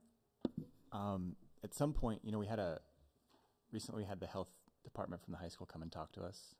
I was able to have a really great follow-up meeting with them, went and met, and we spent what maybe would be considered to be a little bit too long, just talking about health of our students and the students who are going to be our community for years to come, right? We all know that functionally you may not stay in Douglas, but you're going to stay in Outer Southeast. It's reality. And so at some point, I'd like the board to have a time slot to just discuss how we look at health curriculum, how we look at what we all consider health class. We know we have the discussion, disparate middle schools and so forth. But I would say that this is an opportunity. There's two things I want to point out on this. The first, health isn't looked at the same way by some people because there's not like a graduation standard, right? You don't gotta pass algebra 2, right? There's not that aspect. But the second thing I want to say is, just like we aspire to have a math reputation like our music reputation, just like we aspire to have an English department reputation like our music, and I keep referring to music, but we all know, right? It's Douglas. We should be aspiring to have a health reputation. We really should. I will say that I will echo what Anna said earlier. Our teams are great. They really are. And I hope I've always been clear that when we bring up hard questions or may seem critical, it's only because we have just as high a standards as they do. So it is never a what the heck's going on sort of thing. Having just said it that way, I will still then say, we really probably should look at how we teach health. You know, I don't know that we, at the end of the day, would all be able to sit and look each other in the eye and say, you know what, we got that one, right? I think there's some serious opportunities, especially for our community. And so I just think that needs to be a discussion at some point. It doesn't need to be the 22nd, but I would like that on the agenda if the board leadership is willing at some point. And to be clear, you're talking about curriculum? Yeah, the curriculum, the breadth of curriculum. What we teach is mandated by standard, right? So there's no getting around that. And again, talk about a read, right? You and I have read this thing for years. But when we teach, right, I really, I don't want to go crazy, Pollyanna, but honestly, I have some pretty solid arguments or argument. That's not true. I have some solid positions, some solid feelings. We teach math in a particular order, right? We don't just go and start and say, hey, you know what? Here's pre-calc. Jump in, right? We teach progressively like we do in all other subjects. Health, I'm going to offer up that potentially maybe we don't. And while I have no concept of how we could ever logistically do this, I really don't. I truly believe that there's an argument to be made that we should teach half a year of health in 6th, 7th, 8th, 9th, 10th, and 11th grade. Mm-hmm. And I mean that. The wide range of things that can be covered from, well, certainly, everybody always thinks health, right? When we start the health conversation, we're talking reproductive health. Okay, of course, certainly, right? But nutritional health, sleep health, right? If you're not, in the end, if you're not healthy, you're not going to be able to learn, right? Too much screen time? Too much screen time. There's all kinds of things. So anyway, we're going long, and I think you guys get my point. But I just say at some point, I think there should be some time made for the board to really discuss what our intent is, right? I'll say it this way. Look at our PE requirement for graduation, literally our PE requirement for graduation, and then look at our health requirement for graduation, right? So just, again, it's a discussion I'd like to have sometime. Okay. Willing. Okay. Anything else? So unless I've missed something, we've had this request about the board having a discussion, and I don't know, would it be helpful to have an open discussion on the equity hiring practices? Because, it is true, the member of the community stated that, she said requests along this line for a year.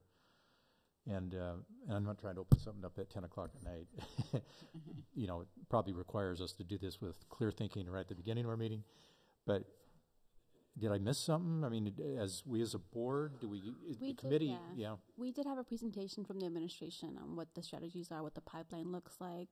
We haven't had a presentation, I don't think, on what our specific approach will be as like an agreement. I think there's value in that. Yeah.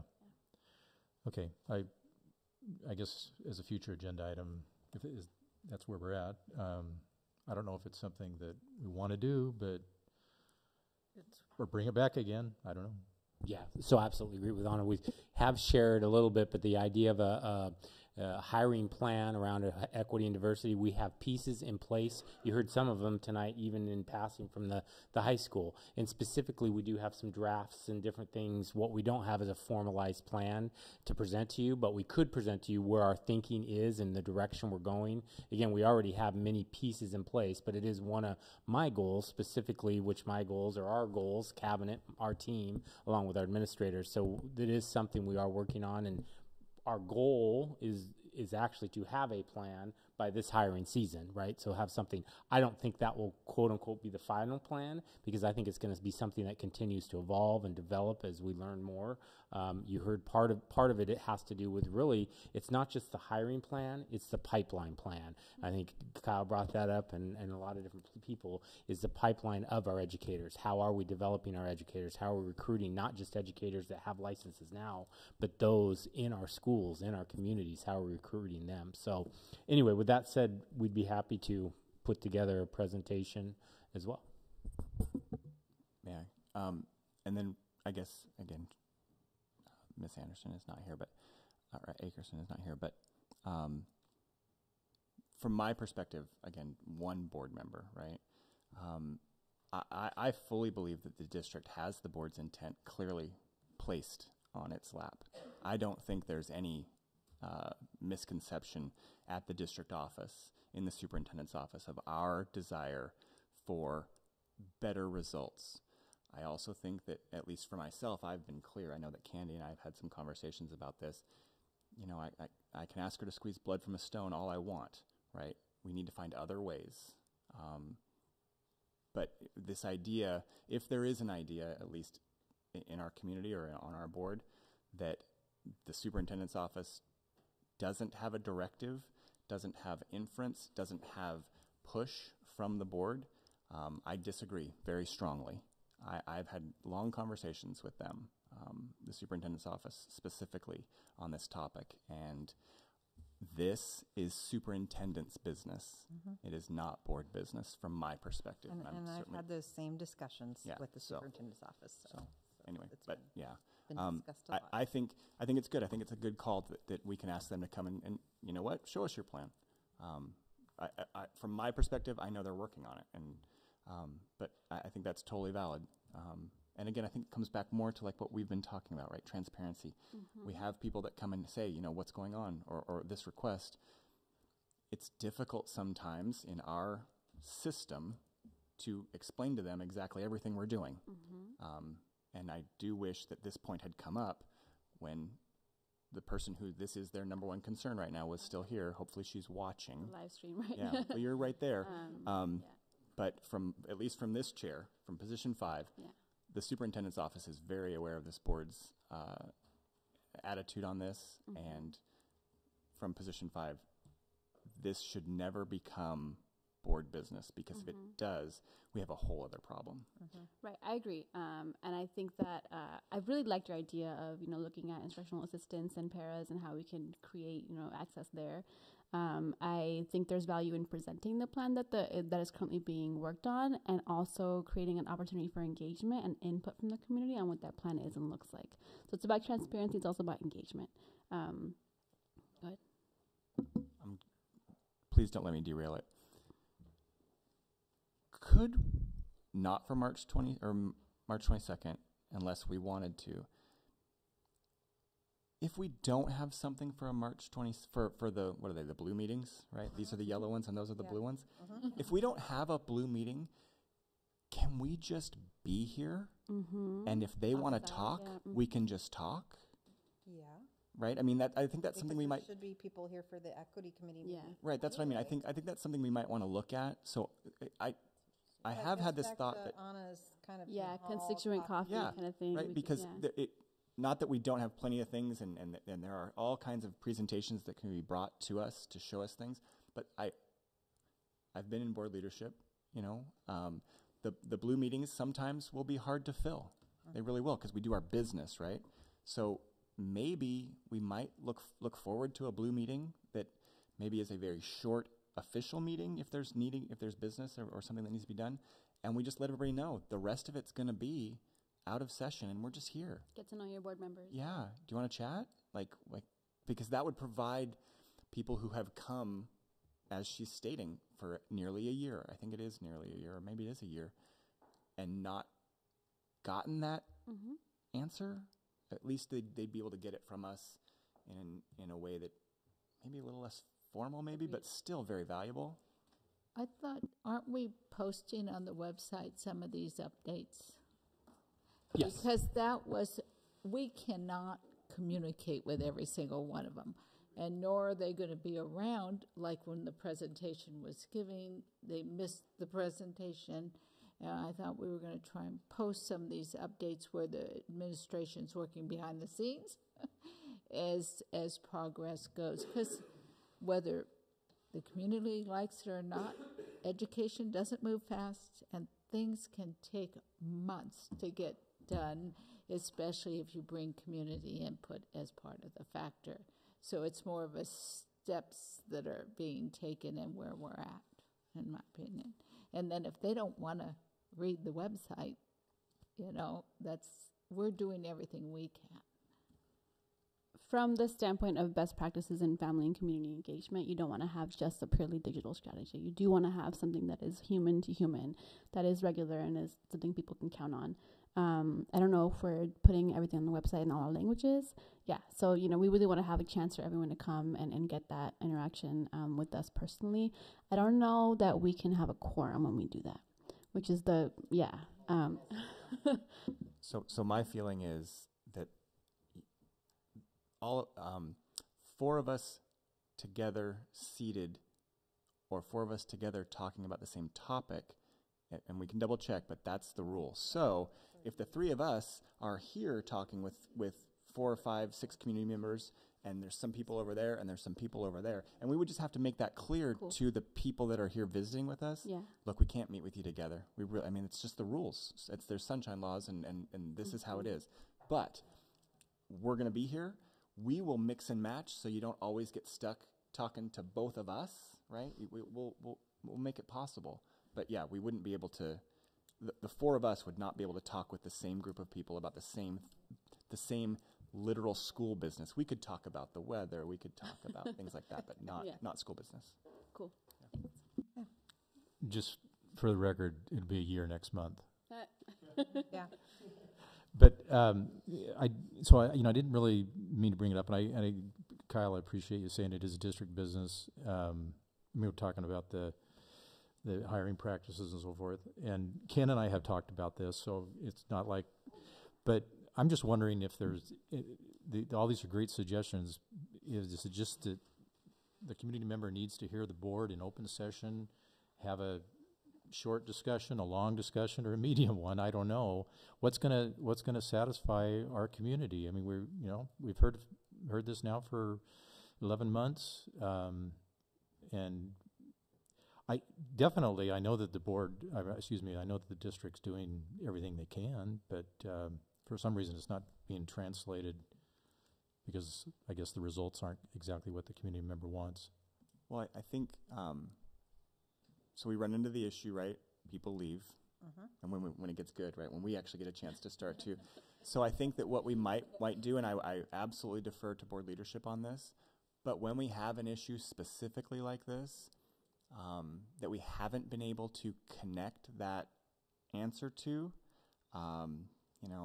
I'll just simply say the board chair runs the meeting and is able to offer up snippets of time to discuss things that aren't on the agenda, right? We talk about no surprises, but I don't think it would be that big of a surprise for us if we saw that somebody was here and the board chair asked, would anyone mind if we add to the agenda today a discussion around hiring practice policies that the district is pursuing? Well, I'd go one step further and just put it on the agenda. And then that person will not be here that day. Yeah, that's what happens. So, but I agree. I defer to you, right? Absolutely. We're recording now, True. so that can be watched, Yeah. I assume, later. Okay. Yeah. Maybe it's just a fact of laying out, in open session what we are doing, or what the district is doing. I should, when I say we, I'm really saying the school district, and maybe that would be at least somewhat satisfactory. It'll be what we're doing. Yeah, I'm just saying somewhat satisfactory to the community. It would be to me. Okay, so we'll put that on a future agenda. Okay. Thank you, Bryce. That was a really good suggestion. Yeah. Okay, on to board member reports. Kyle? Mine's super short. You already know I met with the health teachers. So I've already given you the information, regarding the conversation functionally about that. I do just want to relay it was a reassuring thing to meet with a group of educators that have the opportunity to affect our students' lives in a very special way. All the educators have that opportunity, but this particular group of teachers at the high school, not to detract from any other group, but this group has an opportunity to build relationships with students beyond normal instructional time. The things that they were teaching, literally one of the teachers was talking about a sleep unit that they're teaching right now, and just the interactions that they got from the kids and the questions and the follow-up, that they are so willing to put their own personal time into when kids have questions is fantastic, and it just goes to speak volumes on how much our teachers actually understand and can appreciate their own role in these kids' lives, and how valuable they look at it to be also. So again, and of course, you'll all share that with them, or they'll see it here, but they don't get to hear it because they left. Their loss. Andrea? Sure. So 3 brief things. One, I am excited that we had our own proclamation for the Classified Employees Appreciation Week. Like I shared with you all before, both my mom and her husband are classified employees, so I'm going to take this home and show it to them. And I think I can just say that they are so dedicated to this district, and the experience that they've had has just been really exciting to hear from them about. So this was particularly nice to see. The second piece was I just wanted to share that and I have forgotten to ask Anwar about this when he was here, but certainly I'm thinking of students now more than ever, particularly next week, as we anticipate having a lot of our students participate in their own civic engagement and organizing around being a violent-free environment. And so just wanted to acknowledge that, share that I'm absolutely supportive of this direct action and stand in solidarity with students, and just thinking about that a lot. And then the last thing was based on the presentation that we had. Certainly a lot of that data is still in my brain. I would love to continue to have really direct conversations about how we are being intentional about the students who are dropping out at pretty alarming rates. As a board member here, and I think as someone who lives in this district, and hopefully for a long time, will just really want to make sure that we are thinking through all of the strategies possible there moving forward. So would love to be able to get a chance to talk more about that at a future board meeting. Other than that, that's all I had. Thanks. Anna? Yes. Happy International Women's Day. So majority women behind this dais, majority women in our teaching workforce. I really appreciate us. Thanks. And I also want to report out that my kindergartner can read now. So thanks, everyone, for that first step. Also, I attended the second meeting of the Metro, it's a very long name, Metro Regional Housing Measure Stakeholder Advisory Table. So looking at sort of the housing instability in this area and looking at the potential ballot measure with a lens from the school board, with the lens of racial equity, is work that I'm taking on also in consideration that we have to build partnerships and we have to make sure that we're building up our political capital as well. So just sharing that out. Bryce? I'd just like to second what I just heard Anna say. Anna or Anna? I'm sorry. Anna. Anna. About the Women's Day, at being the father of 5 daughters. I have been very invested in women and their growth and development and to become everything that they want to be.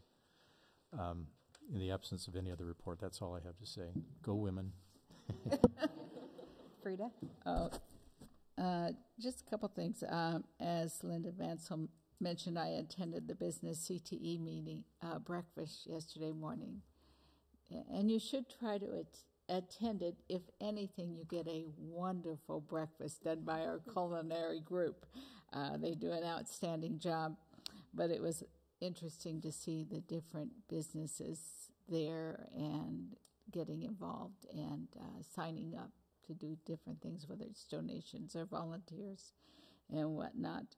I want to announce, because of my husband's passing we're establishing a scholarship. I'm going to endow a scholarship in our name for automotive, something that hasn't been done in the past, and so that starting next year, there'll be scholarships for a student that wants to go in that field. I also was at Strudels and Stories last week for Gilbert Heights. First time I've attended one of those, and I thought I was going to get stuck reading, but it's really the kids reading to you. And my group kind of expanded from 1 to about 7 because they hadn't seen me in a while. And our teachers are truly challenged because we have from one little girl who is fairly new immigrant who's learning. She speaks very well, but the reading's not there, to my granddaughter who's in the top reading group. And so just listening to those children, and you know how challenged those teachers are because it is different ways you have to educate them and help them learn and stuff. And then so teachers do a wonderful job of that. So. Okay, for my board member report, I attended the MESD board equity training on February 9th. It was an all-day training. It was really good. It was a small group. And there were some of the folks from the next training coming up were there. So if you, in your board package, you should see the 2018 Regional Equity Leadership Training Series hosted by MESD. It's a 4-part thing. It is not 4 of the same thing, so it's not a pick and choose. They want you to attend all 4 sessions, with the most important being session 1. If you had to miss like session 2 and come back for 3, session 1's where you learn all of the terms and lingo they're going to use and kind of the framework. So they really want, if people are going to attend this, they want you to come to session 1, and then if if session 3 doesn't work out, then that's, okay, we get that. But I really encourage you to go. I think it's going to be really good. And I think that's all I've got. I kind of echo Andrea's sentiments about the activity on the 14th. And I don't like the idea of my child coming home and me asking, how was your day today? We didn't get shot today. That's not awesome. And she wasn't being flippant. We did have a unsubstantiated threat right after that. So it's really hard to deal with that. And I know we're doing the best we can to keep our students safe, but that stuff's on the rise, and it's not good. So that's all I got. Anything else? Okay, adjourned, finally.